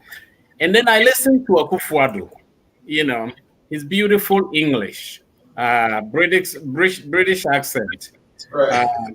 And, I against corruption, his promises that how can a country such as Ghana have all of what it has and still going hungry? He will do this, he will do that. I also, like a lot of Ghanaians, were a bit naive, and I did hope that he would, end up changing the scenario in the country. After all, I believe he had lived in the UK, and if for nothing, he's seen the way the Brits and the Western world basically handles infrastructure, using the country's resources for the benefit of all. So I actually was hoping that Akufo-Addo would come to power and change what was on the ground. Right. But I tell you, I watched and I watched and I hoped. So you could compare um, everything Akufo-Addo has promised. Everything Akufo-Addo promised did not pan out. One dam, one village, one dam, one village, one factory. I understand. I know enough economics to understand that the free SHS sucked a lot of the country's resources. I give him that. Right. But if that was if that was it, if he had invested, like Mr. Jibreal was saying, so you and I go and get a loan. You go have the first thing you go do is have a party with your friends. The first thing I go do is buy sand, gravel, and cement. We know the outcome of between you and I, right? So Akufo-Addo's corruption, his incessant obsession with PR, Right. just public. If only you craft the message right. If only you do this, the substance, no substance. And so I don't understand how Ghanaians hoped that family and friends government, and Ghanaians, let's be real, let's be realistic, let's put our partisan politics aside. When you come to government, and then you take a government that's about 84 ministers and blow it to 116 with all its attendant benefits and things that have to go into supporting it, you know what the outcome is going to be. Right. So yeah, he promised so much. A lot of I fortunately for me, I got off the bandwagon very quickly. There are still a whole bunch of Ghanaians on that bandwagon thinking he's going to do it because he is either they belong to the same tribe with him or the same region with him, and they are going to follow it. Michelle Obama said it, like I said before. Somebody shows you who they are, believe them. Somebody tells you who they are, believe them. Believe them. I mean, it's out there. Right. So let me ask this one too, right? Because there's something about how we borrow money that always keep us in, paying a lot of huge interest, and we've actually passed a law which is called the Fiscal Responsibility Act. What ended up happening is every year that we spend more than we bring in as revenue, so we have to go borrow money to cover our expenditure. So we passed a law that says the amount of money we are going to borrow should not be more than 5% of our GDP. We call this law the Fiscal Responsibility Act. When coronavirus happened, sometime in August, Ofori-Atta, who was the Minister of Finance, went to Parliament to get this law suspended up to 2024, so they can spend more money to fight coronavirus. As we speak, in 2020, our fiscal deficit, which is the amount of money we spend more than what we brought in, was about 11.8% of our GDP. It's about 11.8% of our GDP. Matter of fact, 11.4% of our GDP. This is expected to go down to 8.9% in 2020. This is a forecast that was released by the Economic Intelligence Unit. But in 2022, it's going to go back up to 5.7, which is above the Fiscal Responsibility Act requirement, and then it will go to 7.2 in 2024 because of the election. Because whenever we do election, we tend to spend a lot of money. Do you think, Mr. Jibreal, do you think we would ever go back to pre-FRA days, or we will ever go back to the FRA where we are held to our deficits being 5%? I think that we shouldn't have even amended take that liberty of not complying with the 5% of GDP expense fiscal responsibility law in the first place. And that is one other irresponsibility of the MPP majority in the current parliament of Ghana. It's just a rubber stamp. You know, people are not voted to go to parliament to become rubber stamps because they belong to party A or B. It's high time our parliamentarians put Ghana first and use, do critical thinking before they support bills in parliament, whether on the MPP or on the NDC side, no matter who has majority. Look, before COVID, we know that, you are aware that the Ministry of Finance has been misreporting, right? They send a different report to Parliament and send a different one to the World Bank and the IMF. And we know that they were already exceeding the 5% threshold. And that is because they took out the energy sector. Exactly. And then, of course, the bank restructure. So the pandemic was actually a savior for the finance minister, because by law, he should have been preparing to go to jail for exceeding that 5%, by the way. And fortunately, pandemic came, and then he latched on that and used parliamentary majority and did all he could to suspend that. I think that's very responsible. We are talking about 11.4 of GDP for 2020, and you said 2021 is projected to be 8.9%. I can tell you that in the absence of that law, we are going to exceed that even in the 11.4 in 2021. It's going to be worse. This government is very comfortable borrowing and showing nothing for it, and so they are going to do more. You see, the only thing that kept guardrails on Akufo-Addo and his government is the elections of December 7th. And so if things go wrong, and he's still the president for the next 4 years, he has no election to contest. And that is what is my biggest fear. He's going to do worse things. You know what happened with the universities bill that they withdrew from parliament, and when they noticed that the parliament is going to hang, they quickly smuggled it back into this current parliament and tried to pass it before January 7th. They retracted, the ban on importation of used cars to Ghana before the election. I expect that if things go wrong and the courts of law in Ghana don't, overturn the results, Akufo-Addo is going to bring back all those things. Everything that matters to Akufo-Addo is the elections, to be the leader of Ghana so that he can enrich himself. The irresponsibility of this government, is going to get worse.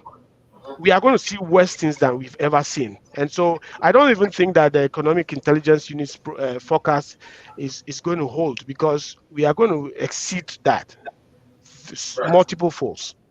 Okay. Mr.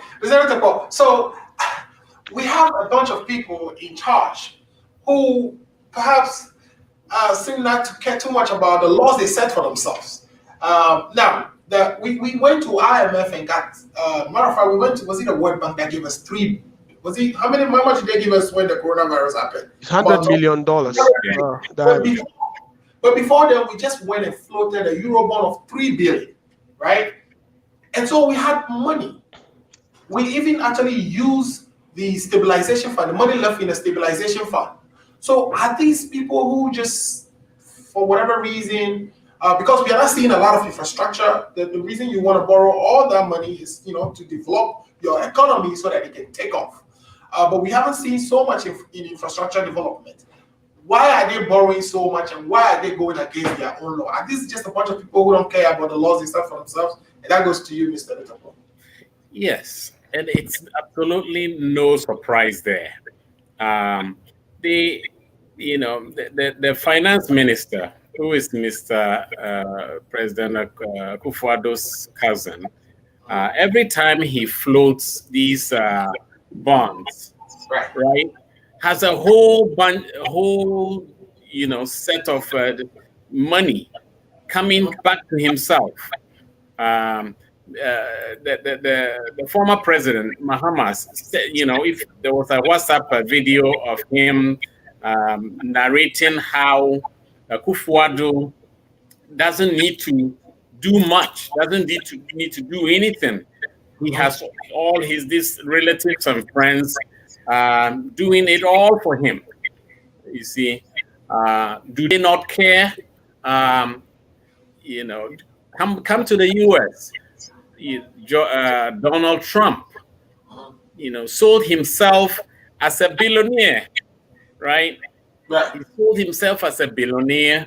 He told them, he told his supporters he didn't need any money from them to finance his election.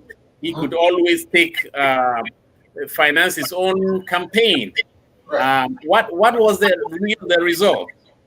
Not only did he not use a penny of his, he went and took the non-profit that he set and used the money over there, the inauguration fund from the 2016, 170 million that was raised in a few number of days, all went into where? Well, we will find out soon if the Attorney General of New York has something to do with it. We will find out exactly where that money went to in relation to Trump and his daughter Ivanka and the others. So there is a reason nepotism is a thing, right? There's a reason for it. So if Ghanaians are comfortable, you are poor, you can't afford a meal, you don't have any decent housing, and yet because you are NPP, you are okay with this group of people who proclaim that they care for Ghana, and every evidence has shown. Mahama wasn't a saint, was he? He wasn't a saint. I was in Ghana when he was president. I have a family member who was with a certain company I won't name because I'll give him away. He's had his brother barge in a couple of times to demand signatures, right? So Mahama wasn't a saint. But here is the difference. Here's the difference. Travel to Ghana. For those of you in the diaspora who have not been to Ghana in a while, travel to Ghana and land at the Kotoka International Airport. I tell you, when I went there a year ago, the statement I made was, if Mahama did nothing else, this was enough for me. Right? But we know he embarked on so much infrastructure. Right. I traveled to the northern part to Tamale and came down the Eastern Corridor Road, right? Mahama had it under construction. Mahama, the Accra Kumasi Road, the KJTM Market. You can name the schools, the hospitals, the roads, the electrical, there was so much this man did, all right, in spite of some of the stuff we all accused him of doing.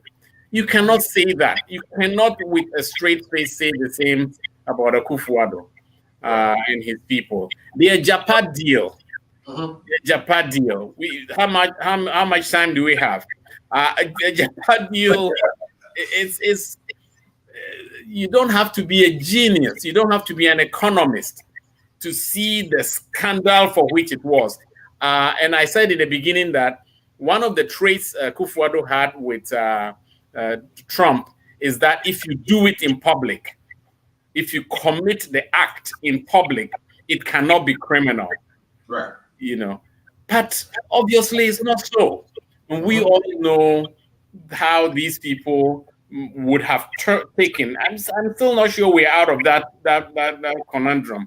Take this whole deal, set it up an offshore, and have the benefits coming in perpetuity. Whilst you in Kumasi, you in Abuakwa, you in Tepa. I grew up in the Ashanti, in the Brown-Hafo region. I know all those parts. I know exactly how blindly all these people are going to just follow and pretend that it's going to be okay. It is not going to be okay. And Mr. Jibreal said it perfectly. He has nothing to lose. He had nothing to lose. He has nothing to lose. And so there is nothing going to restrain him. And my prayer is that if things go south, at least I hope the NDC wins the majority in parliament so that they can at least be a check on, scandalous deals like Agyapa, TDS, and all these stuff. And Mr. Jibreal was right. Everything that he withdrew, he floats a policy, realizes that this is not going to go well. He immediately withdraws it for the sake of the election. It sounds like he just did it for the election. So for the election, absolutely. He withdraws it, and then now, let's say he's proclaimed that he's able to keep the fraudulent results that they've perpetrated. Every one of these is coming back, and God be our helper. Okay, so let's do a little bit about let's put some hope in our listeners, right? Because we've talked about all the things that wouldn't happen. Doomsday. We've painted a really bad picture so far. But what we are finding is that the world is holding its breath for good news surrounding regulatory approvals and the rollout of vaccines that facilitate mass immunization and bring real hope of an end to the pandemic in the first half of 2021. Pfizer, Moderna have recently approved vaccines which would benefit first countries in North America and Europe before contributing to the World Health Organization's global efforts to supply more widely to every country in need. On another front, China and Russia appear to share their state-backed vaccine once ready for distribution to all countries in need, which at the same time would support efforts to expand their political and economic spheres of influence. Africa will benefit from the development of vaccines, but the timing of this immunization is unclear. What are your expectations about vaccination in Ghana? And Jibreal, you can take that first.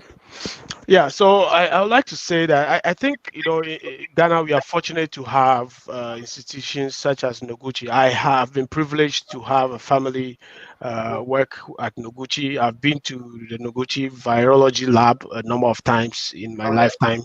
And I know people there who are very hardworking people, smart people, who are contributing to development of vaccines for other, ailments as well as this COVID case. So I am confident that something will happen in Ghana as well, especially at Noguchi and the other research centers in Ghana. That said, the vaccines that, in the US, frontline workers have started getting vaccinated, and I'm sure it's going to get to the 10 of some of us later in the coming year. Ghana should, as a country, go through the appropriate channels, through the World Health Organization. Noguchi is a World Health Organization reference laboratory in Ghana. So it's a WHO lab, and I think Ghana has very good relations with the World Health Organization. They should pursue the option of getting vaccines into Ghana so that Ghanaians can also benefit from it. What I witnessed in Ghana the last 2 weeks is a totally broken down system where people don't care about COVID-19 anymore. The president has enacted laws or is it constitutional instruments, mandating the wearing of masks and gatherings should not be more than a certain number of people, but they are not being enforced. In fact, the president himself is not following his own rules and regulations, by the way. So I think the quicker we get a vaccine into Ghana, God has saved Ghana so far. It's only the act of God that Ghana, because look, the numbers, we are not reporting numbers in Ghana because we are not testing. If you don't test, you cannot get results. So they're not testing, people are left to their fate, and so far God has saved the people, and I think that the quicker we get vaccines to the greater population to prevent an outbreak, a major outbreak, it will be the right thing to do. And so that's what I'll say. I think the government of Ghana should not look into benefiting from this as well, because that's what they've always done. corruptly benefiting from everything. When they took the 100 million from the IMF for COVID, whatever, they stole part of it, majority of it. They used some, and then they went on the streets fumigating roads, like, driving through town at 100 miles per hour and throwing Do you have any insecticides. evidence of them stealing it? I know you saying sometimes Have we accounted for it? That's one of the things that Domelevo, they petitioned the government to account for the expenditure of that 100 million. Up to today, have you heard about it? They haven't accounted for it. And some of the freebies from that, bags of rice, are what the parliamentary candidates use to campaign. I can give you, so you ask for evidence. Kofi Jameshi in Ketunov was giving out bags of rice from that pandemic, resources to get votes. Yes. And it has inscriptions on the bag that says there are no inscriptions on it. And there are no inscriptions on it, but we know that it's not only him. Most of the money that were used, you see, the COVID relief, food and all that, was it distributed in other parts of Ghana apart from Accra, Kumasi, and Tema? Yeah. Yes. So the ones that were supposed to be distributed in the hinterlands, they kept and used to campaign to win parliamentary seats. Really? That is the evidence you asked for. So yes, I think the government should not plan to benefit from any, generally, I think the World Health Organization and other donor organizations may support Ghana financially to make sure that we get the vaccines and all that. They should give it to the people. They should not intend to benefit through corruption and all that from that as well. It's too much. Corruption in Ghana is too much. Fado must redeem himself. Corruption is definitely too much in Ghana, and that's something we all pray that that whatever administration we have is able to at least minimize it a little bit or lower. Mr. Nutekpor, currently we have about 53,000 infected people in Ghana infected with the coronavirus, majority of whom have recovered, almost about 52,000 recovered. We have about 1,000 active cases. We are accumulating about 130 cases per day. We have been blessed in how coronavirus actually impacted Ghana. Do you and the vaccine? Apparently, World Health Organization set up a fund called COVAX. COVAX will be paying for the vaccine for countries like ours. Do you think the government should also be proactive in perhaps acquiring some of these vaccines so that we are not waiting on the World Health Organization? Oh, certainly. When you are definitely right in the sense that Ghana, and for the most part, most of the West African sub-region, we've been blessed, we have to say. So out of 53,000 cases, 52 basically, Africa or in Ghana, our culture is that there's no way the government can hide the number of cases. They obviously would not be able to hide the number of deaths. Right. So we know without a shadow of doubt that we are blessed. But having said that, this disease, many years after the polio and yellow fever, we still have yellow fever vaccinations, right? Yeah, we do. For a reason. Many years after COVID is gone, we will continue to need to vaccinate against this disease. We already know in England there is a new strain of the virus that is 70% more infectious than the original one. So I don't think we should consider ourselves just blessed and therefore throw caution to the wind. Right. We do need, as a government, and I have no doubt that the 100 million that was borrowed from the World Bank did not go to the people, and it ended up being used as campaign, But now the elections is over. Some hope for the future, let me get away from the doomsday a little bit.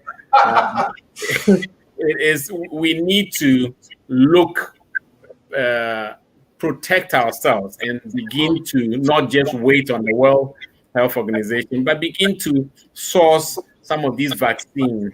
And I know vaccination is one of those subjects where you put a room of 100, you have 50 on this side and 50 on the other side, arguing whether it's good or bad for you. But over the years, we know that, polio vaccine, smallpox, yellow fever, all of these have come and gone, and yet people continue to badmouth vaccines as if it is bad for you.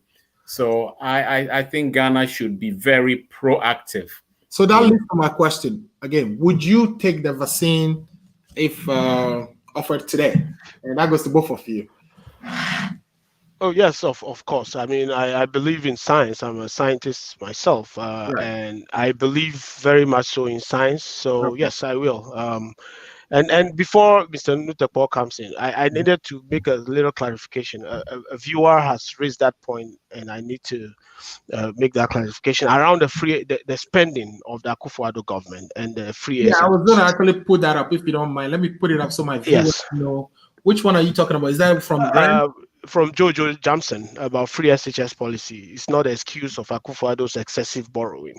So there you go. Yes. So that is true. We know that before Akufo-Addo took power, Ghana's debt was around 120 billion cedis. As of now, we are hovering around 260 billion cedis. So in the last 4 years, the Akufo-Addo government has borrowed 140 billion cedis. The expenditure on free SHS, as we come to know it, within the entire implementation of the policy, is between 3 to 5 billion cedis. That is how much government has spent on free SHS. So if you take 5 billion cedis from 140 billion, you have 135 billion cedis, which we need to ask Akufo-Addo to show us in Ghana what investments, what capital investments, what policies did he implement with 135 billion cedis? Because free SHS, yes, it's a flagship program of the government. They have rolled it out, but the amount spent on it is just about 5 billion cedis. Right. So it cannot be said that because of free SHS, it accounts for majority of their borrowing. No, it doesn't. And the truth is, there's nothing to show beyond corruption, mostly, of how the remainder 135 billion cedis has gone. I think you've effectively dragged us back to the doomsdays. Yes, it's important. It's important, right? But okay, so would you take the vaccine? Because there are so many vaccine phobia sentiments out there. Would you take the vaccine if offered today? Yes, I would take it. I would just say that unselfish man that I am, I wouldn't jump the line. I would I would actually let the more vulnerable, our health workers obviously need it more than I do. Our older population need it a lot faster than I do, and those with preconditions. I would like them to get the first dose, first shot at it. I would be rushing, not because I am afraid of it, but seriously, I know I joked about my unselfish nature, but I would let the most vulnerable go first. Okay, let's talk about something else that is hopeful, which is the African Free Trade, the African Continental Free Trade Agreement was set to take off last year in 2021. But we know, of course, that in 2020, but we know, of course, the pandemic has prevented that from taking off somewhere. It was scheduled to take off in June or July of 2020, but that didn't happen. The expectation is that agreement would actually materialize or will be implemented this year, which means tariffs will go down. There will be trade liberalization between the country, but we are still worried about countries like Nigeria closing their border. and etc. and etc. What is your view of this free trade agreement, and do you see Ghana positioned to take advantage of this to develop our country? And Jibreal, you can go for that. Yeah, so I think that free trade policy, or it's a great thing. I mean, if it really happens, and except that Mhm. I'm going to be very blunt here. Except that with the current leadership we see in Africa, very 1945, oriented leadership, people who don't have a clue. I'm sorry. I glorify. Old age is a blessing from God. Right. This is not to say that old people are bad or not good in any sense and all that. But the kind of leadership we have in Africa, with people hanging on to power into their 80s, who have no clue how the world has changed. I think this, Africa Continental Free Trade Agreement or policy or whatever, may not see the light of day. It's going to become one of those, flashy things that we keep on the shelves. Like how I have been hearing about a common currency for West Africa since I was a baby. and it has never happened. And we all know it's the right thing to do. Right. I've heard about free travel in West Africa. Let's talk even just about West Africa. I'm from Fenyi, which is I'm 1 kilometer into Togo. In fact, I can just walk into Togo 5 minutes from my house. I'm in Togo. But when I'm going to Togo, as I speak, I have family, that side of the border. I have to still go through a lot of harassment, and all that. And so this is just going to, hopefully, I pray that it's not become one of those white elephants or so they call them on the shelf, because the fundamental reason is because the current leadership we have in Africa is poor. There's a need for the youth in Africa, the people in Africa to embrace change and infuse fresh blood in leadership in starting from every country, every facet of our society, so that we embrace the new way of doing things. Right. The world is now driven by data science. Right. The way days of doing things, buga, just doing things anyhow, is gone. And now leaders in Africa, you go to Gabon, Cameroon, Paul Biya, Akufo-Addo in Ghana, Alassane Ouattara, you go to Guinea, you go Wales, and they have no clue. Nigeria is worse. You see, Nigerians have ridiculed their president so much that they don't, in fact, they just given up Famanyami in Nigeria, that we have, So I don't have hopes that, even though this is a very laudable idea, it will be implemented within the next few years. It's not going to happen. Maybe to come back later when there's a infusion of fresh bloods and fresh ideas across Africa. Great. So on the same question, Mr. Nutekpor, yeah, I've also heard about the echo for a very long time. We've been trying to do this, and this is Africa. It never happens. And now we have this new idea, which is going to liberalize trade, so I could take my products from Ghana to Nigeria and not be worried about different exchange rates, not be worried about different tax regimes, and etc. But currently, all these other countries we're talking about, Nigeria's border is closed, Togo's border is closed to Ghana, all the borders are closed.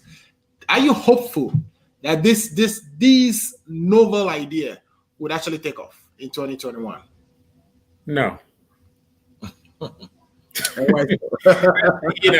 To borrow a phrase from Joe Biden, right. He says no, and then there's no other comment. There's no other comment. Yeah, it is so obvious. But it's so sad. I came to this country, almost next year will be 35 years. Right. When I came, South Africa, apartheid was still in South Africa, and I just couldn't sleep seeing the stuff that went on in South Africa. Right.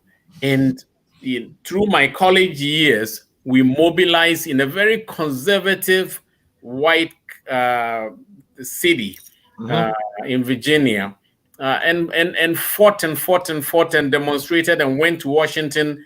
And even though I was on a student visa, I was prepared to,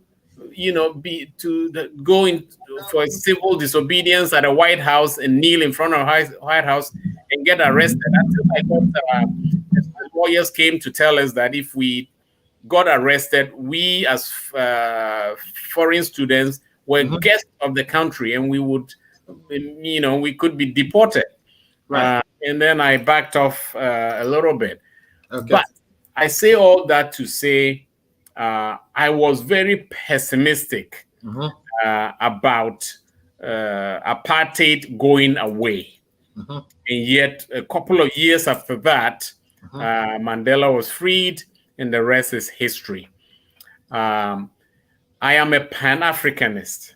Kwame Nkrumah is one of my heroes. You whether you like him or hate him, he had good intentions. He had vision. That word vision, that's what I think Jibreal was trying to say about the older folks who are ruling Africa now. We have no vision. And I don't, but the saddest thing, Mr. Jibreal, I have news for you. It's not about it's not about the current group.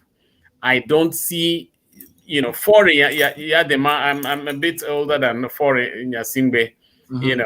Where's the vision there? So we're going to have generations come after all these people who are younger, and they are going to be no different. So a laudable idea such as free trade, what are we afraid of? What are we afraid of? What is Togo afraid of from Ghana? What is Nigeria afraid of? Adam Smith, the comparative advantage, right? Right. Theory of comparative advantage. You do something better, it will be better for us to exchange, and both of us benefit. We know all that. We went through secondary school, we learned all of that. Right. Why can't we put it into practice? It just won't happen because institutionally, people benefit from the status quo. Right. Yes. So, Eyadema's or the family in Togo think too much open borders could hurt them. Some people on the border, it's very complex, for different reasons. The status quo is very beneficial, and I just don't see it happening.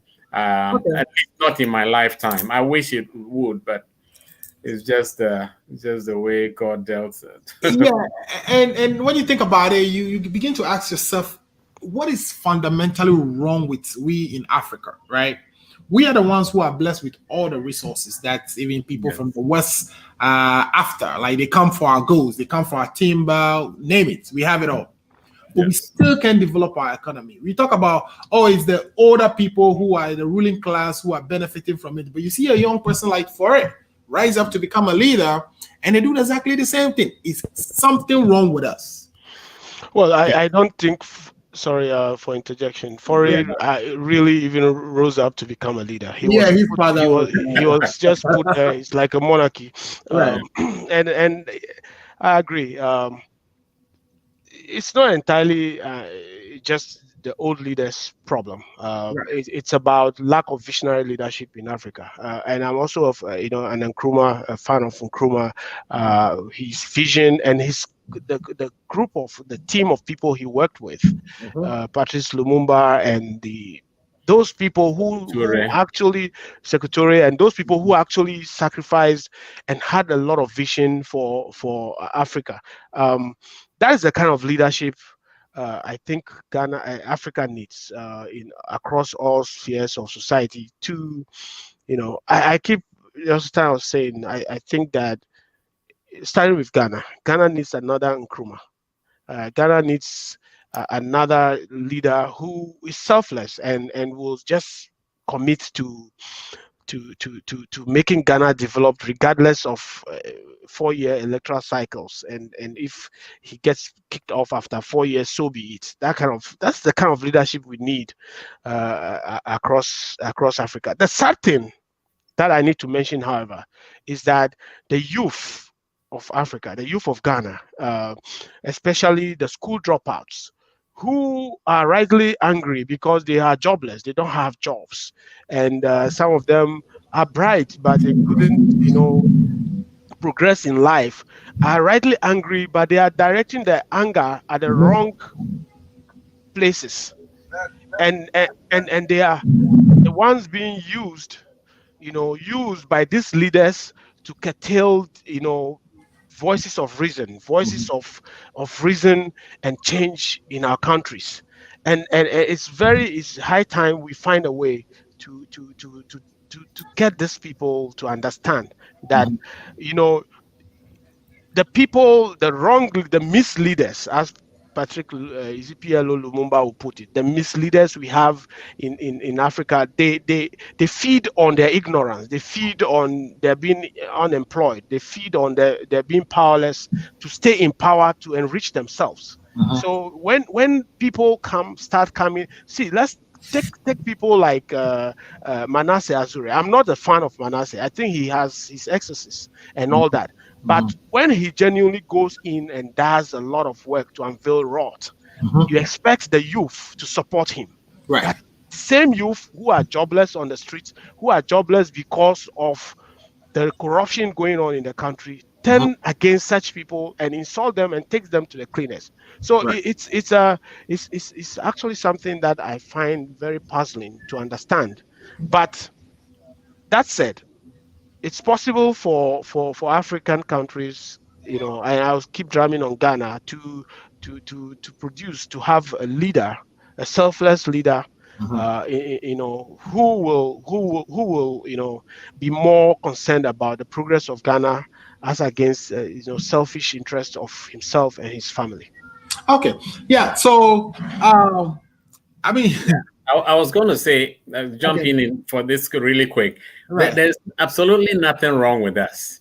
We could do it. We can do it. Right. We would have to change.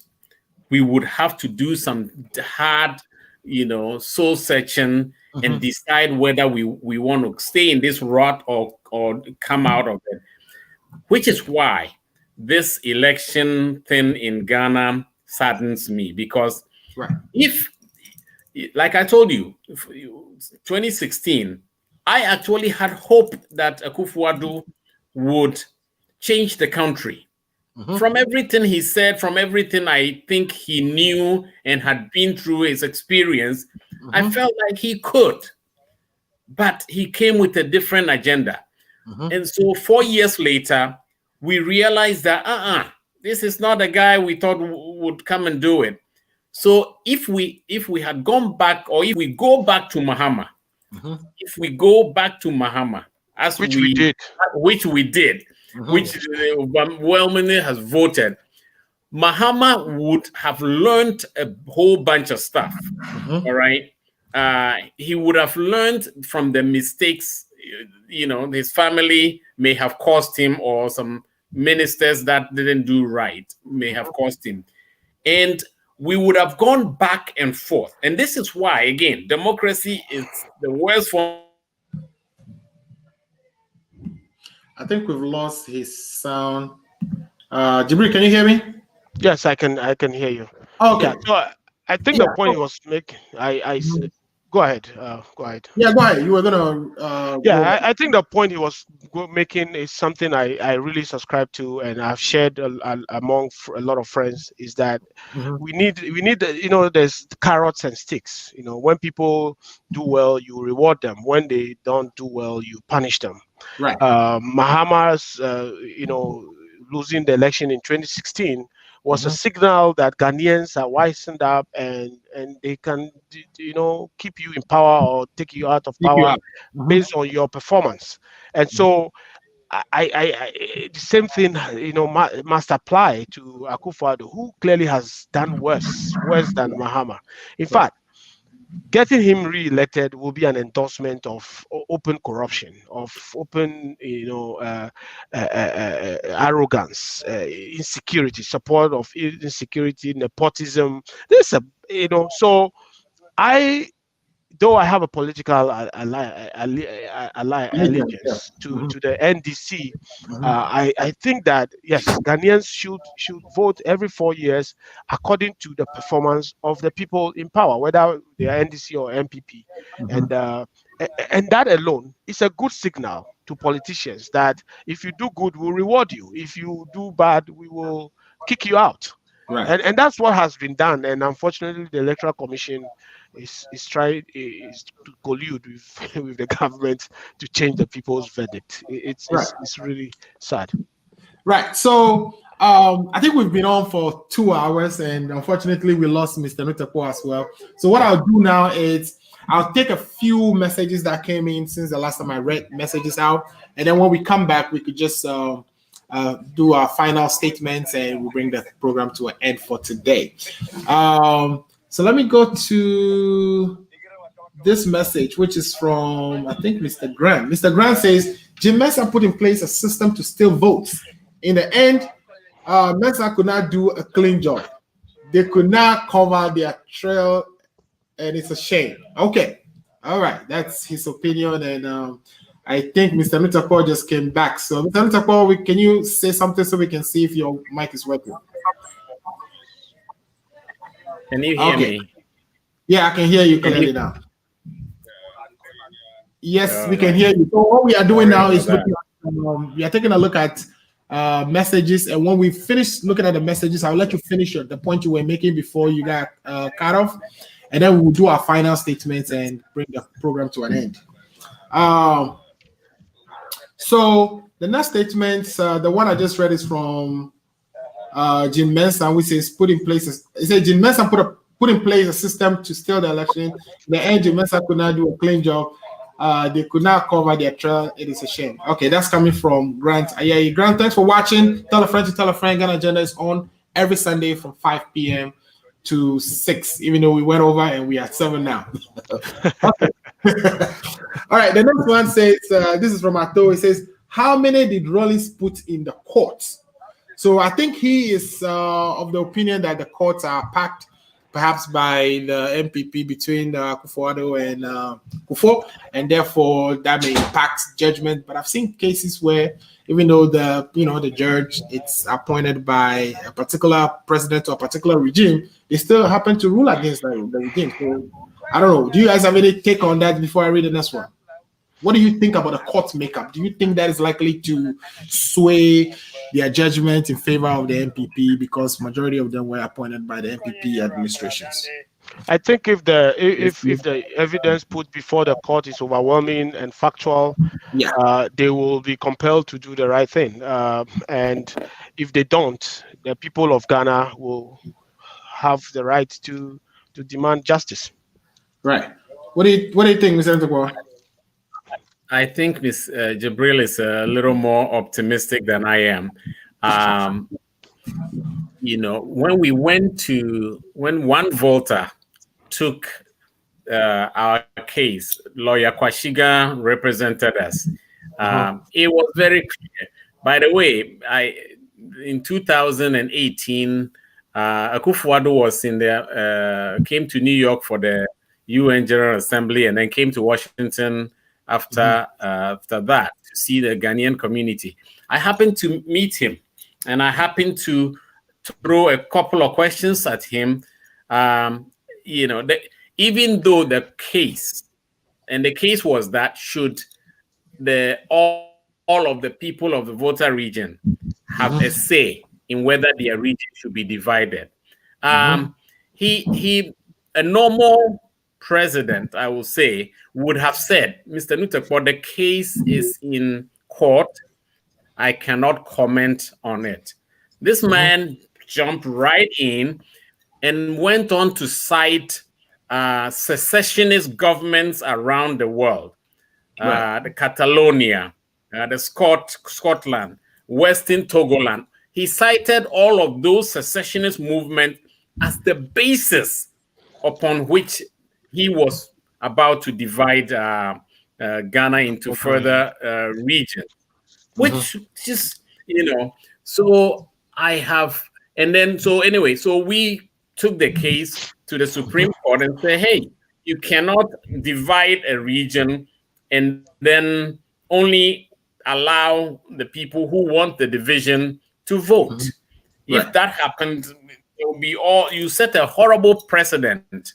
We had, it was a clean cut case, and yet that Supreme Court voted us down, I believe 7-0 or 9-0, including, so I don't know. That was subject to interpretation. So Mr.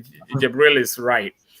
This one is kind of a clear-cut pink sheet. The only thing about the case that I am very pessimistic about is that I understand when the NPP, when the elections were tabulated and the NDC won in certain constituencies, the NPP demanded recounts.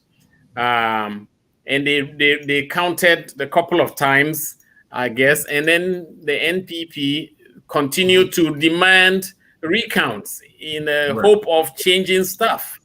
And my understanding is that in certain constituencies, the NDC, seeing that these people were up to no good, left. So some of the subsequent recounts were done behind their backs. So I don't know. This may just be conjecture on the part of social media, but if some of those are true, I could still see these judges saying, "Hey, you should have stayed behind and made sure the count went your way, or at least you witnessed it." I have absolutely 11 out of 17 chief justices. Obviously, not all 17 are going to rule on the case. They are probably going to select a group to do the adjudication. But the odds are just not very good. And, in Ghana, there is people. Before Akufo-Addo, and I would say if this was before Akufo-Addo's time, I would have had that same optimism Mr. Jibreal has. But Akufo-Addo has thrown every, what black is white, white is black, It's sad. It's let me ask you, Mr. Nutekpor, do you find anything good with Mr. Akufo-Addo? One thing that he has done, that is what did Gerald Ford said when they asked him if President Nixon had done any good? His answer was, "Give me a few months and I'll come up with one good thing." Yeah, I may find something that Akufo-Addo did. And it's interesting you answered that, you asked that question. Subsequent, all the presidents in Ghana that we've had, right? We basically compare Kufuor to Rawlings, to Atta Mills, to Mahama. We compared them because they did similar things. They upheld the rule of law. The truth was truth. They, they did not fan the flames of tribal flames. Okay. This was the first president of Ghana who had ministers of state saying, "Yeah, GMI, we have recaptured our land." How much history of Ghana do you know? There are half of the Volta region were part of Ghana before Ashanti and the Northern Territories. That is history. That's fact. Okay. And yet this president had his ministers saying derogatory. What do you call a dark-skinned black man who is bigoted? You call him a bigot, just like you will call a white man who is a bigot. All right. And these people said stuff, Miss K.T. Hammond. It came right out of his mouth. Right. We are putting the truth there so that we will prevent, these Togolese from voting. No other president has ever allowed that, by the way. Right. You see, it happened. Mr. Ken Agyapa said some of the crazy things he said about killing airways and guns, but he was condemned. Akufo-Addo has not had the courage, and when he sent all these troops to the Volta region to intimidate so that they don't register to vote, when it was brought up to him, it was like, what intimidation? Yeah, what intimidation? He's like, he's not aware. And remember when Muhammad they mentioned something about Sakawa boys. He was in front of the Christian Council asking them to intervene. It is sad. Ghanaians, we need to defend each other. We are all Ghanaians. Whites you saw the Black Lives Matter movement. When it started, it was just a few group of black people who were demonized. Right. But in this past summer, we saw it. The majority of the people who were marching were white people. Right. You see? And because they know their happiness, their welfare, their joy comes from everybody being joyful. Okay. So the people the biggest in Ghana who think, they are fighting for their tribe, and if you could cede all of Ghana to you and you still not be happy. So please, let's really. Okay, let me pick. So Akufo-Addo. Let me pick. We can talk more about that. So the next comment is coming again from Ato. Ato, I'm sure you're coming on the show next week because I need the balance, right? That you've indicated the time and time again. Ato is saying, if you said at the beginning that the NDC has won 140 parliamentary seats, and currently per the EC party has 137 seats, but you are contesting the result of 5 seats, then either your arithmetic is as good as the EC's, or you are doing 40. How can 137 seats plus 5 contested results equal 140?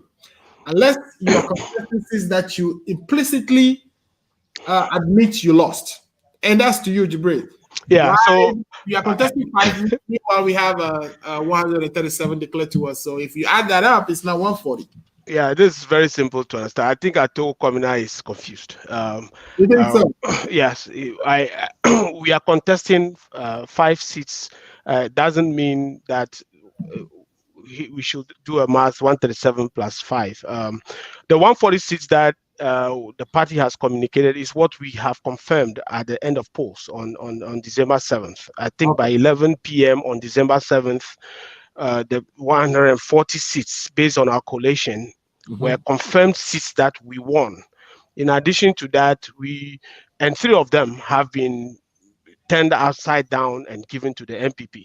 In addition to that, we have observed that 2 other polling stations have, a lot of infractions and irregularities that happen there. And, if things are done well, we may potentially win them. So we are contesting 5 seats. 3 of them, we are 100%. We have collated at the end of polls and have won. So that's what it means. So, I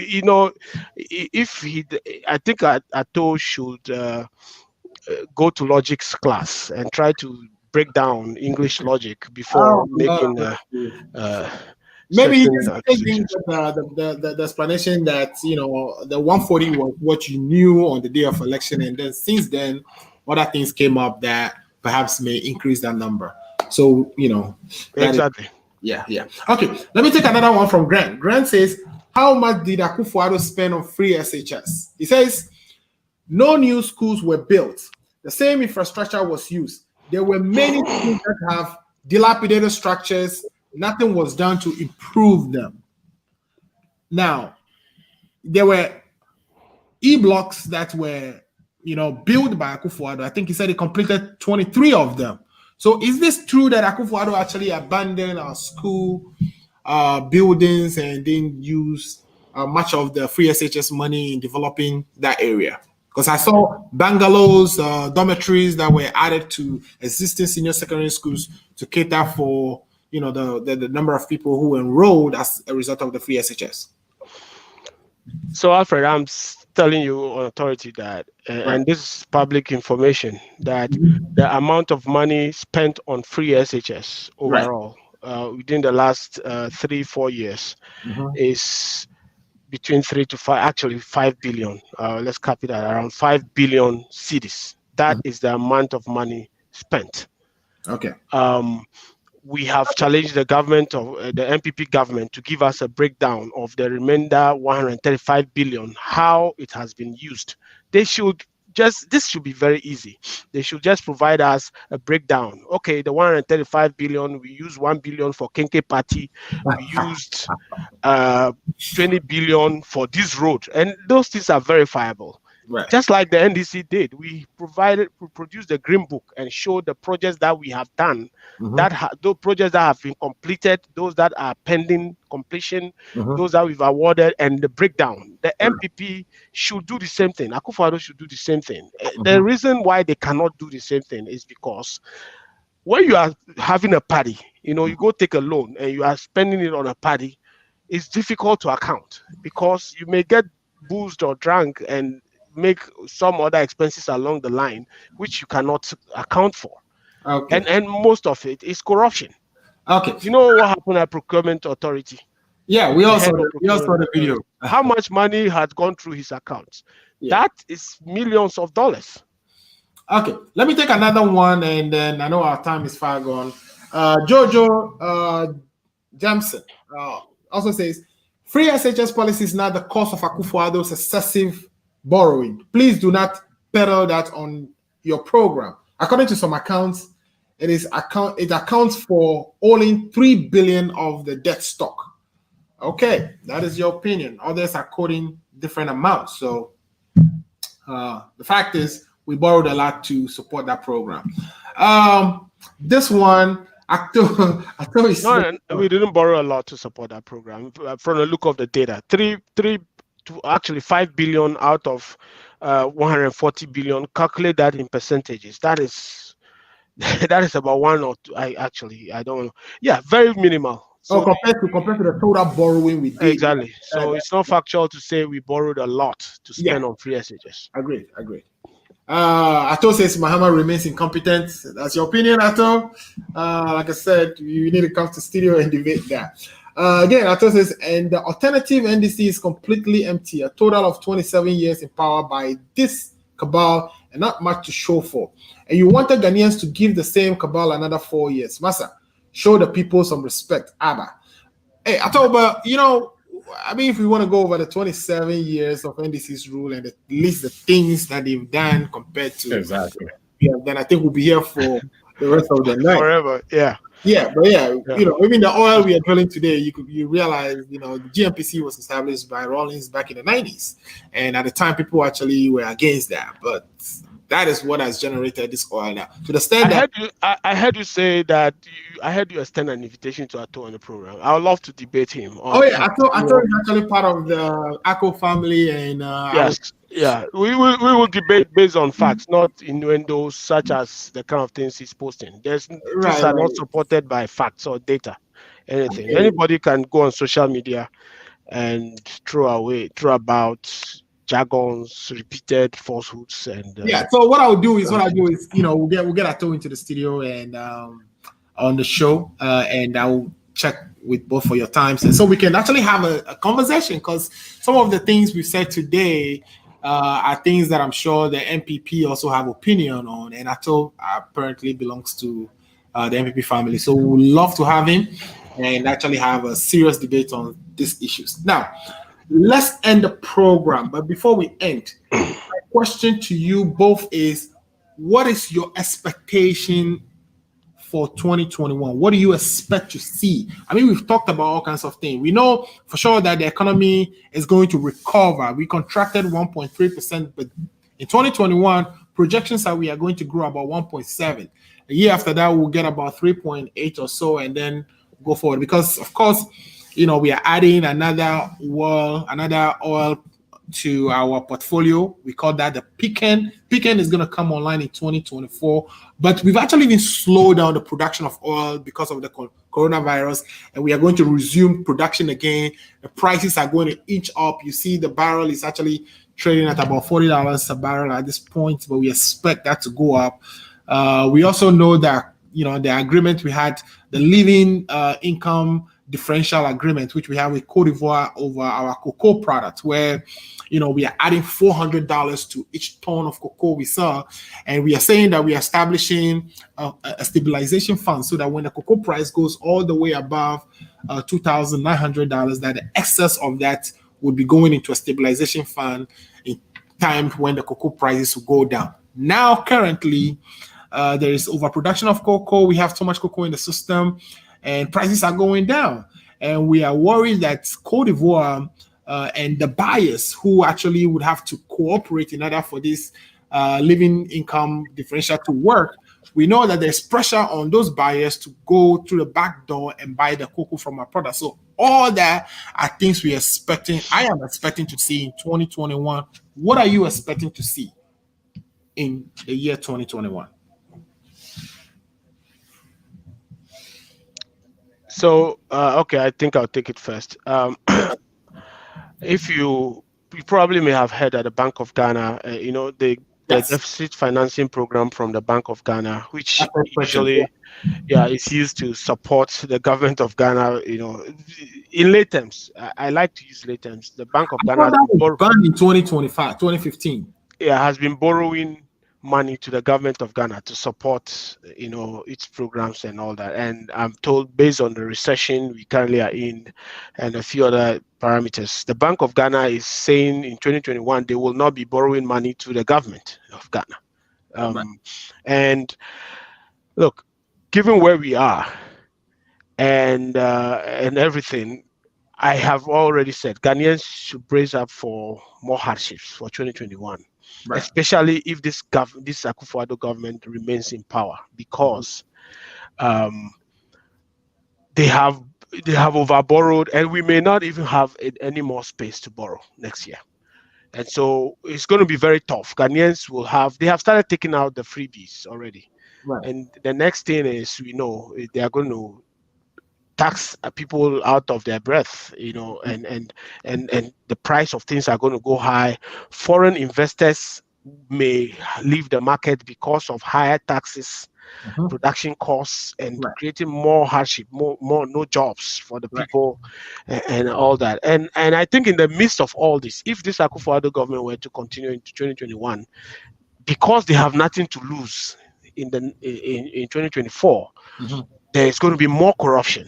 There's going to be more nepotism and more enrichment of just one corrupt family at the expense of the ordinary Ghanaian. So that is what I think. Somebody on the MPP side would tell you that they intend to win the 2024 election, so they would actually develop the economy. And if you know the dynamics of the MPP, right? If getting into this election, people in the MPP were fed up with the Akufo-Addo government, and they were questioning which direction is this guy taking the MPP. Look, you see the amount of division he brought into the MPP before ascending power. He doesn't care about the MPP. He just cares about himself and his family, a few cronies. So he has nothing to lose. He had a lifetime dream to become president of Ghana. He has succeeded.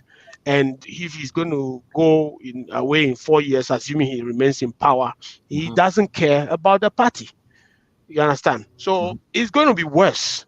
It's going to be worse. Apart from his personal greed, the economy of Ghana is already shrunk. We are in recession. I expect that the first quarter of 2021, we are still going to record more contraction, which means we'll continue in a recession. So things are going to be very tough in Ghana. We have families in Ghana. We have investments in Ghana. I go to Ghana a lot because I have interests in Ghana. But 2021 is going to be horrible. I think people in Ghana should prepare for the worst, regardless. Okay. Yeah. So I know for sure that there is a transaction advisor being looked for currently. I think this announcement was made in November for another Eurobond. This time around, my understanding is it will be 5 billion. So even though we may be in recession or we may be contracting for the first quarter of 2021, you should still expect some liquidity to be in the system. Programs should still be funded. And that should ease the pressure a little bit until we start to crank up the production of our oil again. How do you square that with the fact that Ghanaians should tighten their belts because things are going to get worse?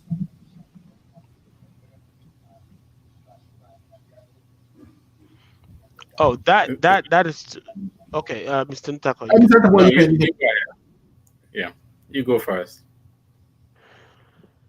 Yeah, so I think, Alfred, if you can repeat the question for me. So what I'm saying is that there is the plan to go for another Eurobond. This time, $5 billion, right? Yeah. Currently looking for the deal advisors.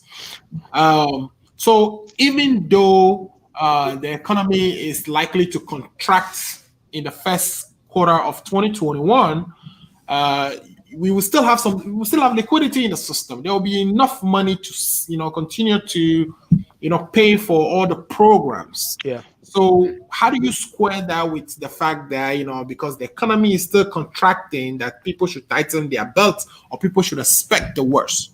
So assuming that we succeed with that 5 billion euro bond, I think our balance sheet, going into 2021 will be so bad that I doubt if that Eurobond floating will succeed. But assuming we succeed, it will come with a higher cost. Right.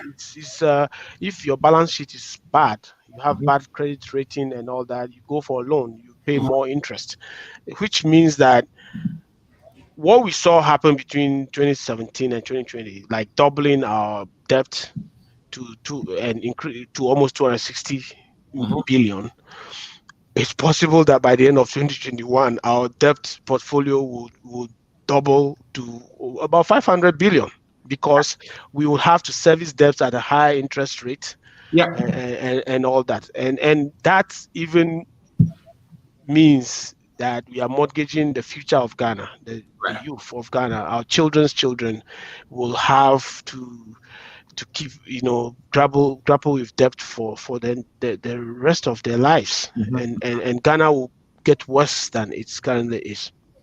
Okay, Mr. Nutekpor, let's come to you. What are you expecting for the year 2021? Is there any advice for the NDC, the EC?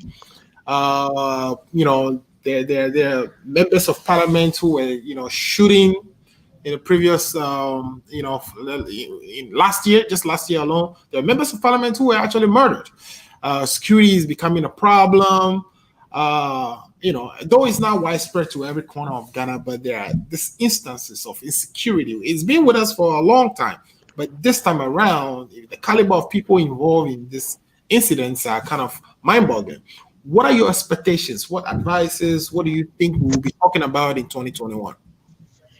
Yeah. So one of the wise sayings is, those who ignore history are doomed to repeat it, right? The past 4 years has not been very good. On the social level, when Mahama was in power and I was in Ghana, people like the Reverend Otabil, even JJ Rawlins, all these big ministers, Peace Council, Christian Council, they were very vocal. They could easily they could snap their finger and find their voice, right? And say, criticize what certain things Mahama was doing. Okay. All of a sudden, we have a new government and none of them can find their voice anymore. You know, Reverend Otabil, there was a point when I thought he was going to be running for president. You know, and just gone. Rawlings is the founder of the NDC. He found it very easy. You know, he's gone. But let me just, the truth is truth. It was very easy for him to speak on events of the day. This man comes in and whoop, mouth is sealed. So, you know, people, a member of parliament would threaten a journalist. And a few days later, that journalist turns up dead. And up to this day, not one person has been prosecuted for it. Radio stations belonging to the opposition party closed. All of a sudden, they had financial issues or all kinds of reasons why they had to be shut down. And those who are there, we of the One Volta group, we during some of the disturbances that happened during the registration, or even beforehand during the referendum, we complained. We wrote. We had press conferences in Accra. We did press releases. We couldn't find any media organizations brave enough to carry, including the Daily Graphic, you know, Joy Online, all these. They just wouldn't carry it, and some of them told us that it was just too dangerous for them to carry our stuff. So I shudder. I shudder for Ghana as to what, you know, the fact that this man is going to be unfettered. You have no restraints. I hope it isn't so. I sincerely hope I'm just over speculating and that I am wrong, and that Akufo-Addo, if, and I hope not, he finds a way to remain in power, I hope that Ghanaians at least still have their sense of security, where criticizing the government does not put you in jail or get you killed, as so many people have. I don't have a lot of hope that is going to be so, because again, history shows it's the kind of person or kind of people that they are. But I hope that Ghanaians would be steadfast. I want to go back home. I want to actually leave this country and go back home and live in peace and live on the farm somewhere on the Volta Lake. But, you know, with everything that you see, it gives you pause. But I hope critics, people who think I am overselling Akufo-Addo's corruption and, you know, push against democracy. I hope you are right and I'm wrong. All right. Thanks. Thank to you, Mr. Nutekpor, and thank you, Mr. Jibreal, for joining the show today. You guys shared so much with us. When I started this, we didn't know we were gonna be here for almost 3 hours. Now, when I was listening to topics, I know I had so much in there, right, for a year preview, that it was gonna take us time, but 3 hours wasn't something I thought was gonna happen. But I think it's about time for you to also grab some water. You've been talking for all this time. I really appreciate all the insights and the experience, expertise you brought to the show today. I have a permanent seat here for you. Each time that you have anything that you think we can work on together and present that you are welcome to join me on the show and share. So, Jibreal, I would be organizing something between you and Mr. Actually, Dr. I'm looking forward to that. Yeah, because I we had am a lot of even looking forward to that. we are looking forward to that one too. Right? Yeah. Mr. Nutekpor, Mr. Nutekpor, before we leave, though, I wanted to ask you, what is the future of the One Volta group? Can you share some of the things you're doing quickly with us before we actually check out? Sure. So the One Volta Group is a non-partisan, non-political organization here in the diaspora. We have members across the world and also in Ghana. Our main focus is advocacy for the Volta region. So advocacy on one side, pushing development on the other. Irrespective of the government of the day, we are willing to work with any government to help develop our region. So, for example, during the COVID times, we were able to raise over $12,000 and buy PPEs and supply to all the 18 districts and municipalities in the Volta region. Thank God, the COVID was not as bad as it turned out to be. But we also made a donation to the COVID fund, in the National COVID Fund. So, irrespective of government, we would have no choice but to focus on the advocacy and development of our people in the Volta region. And so we will continue. We are actually getting ready to have elections in January. Would that be Jim Mensah type monitored election? Or? Since I know Mr. Jibreal is so close by, we may actually get him to, be a better electoral commissioner. But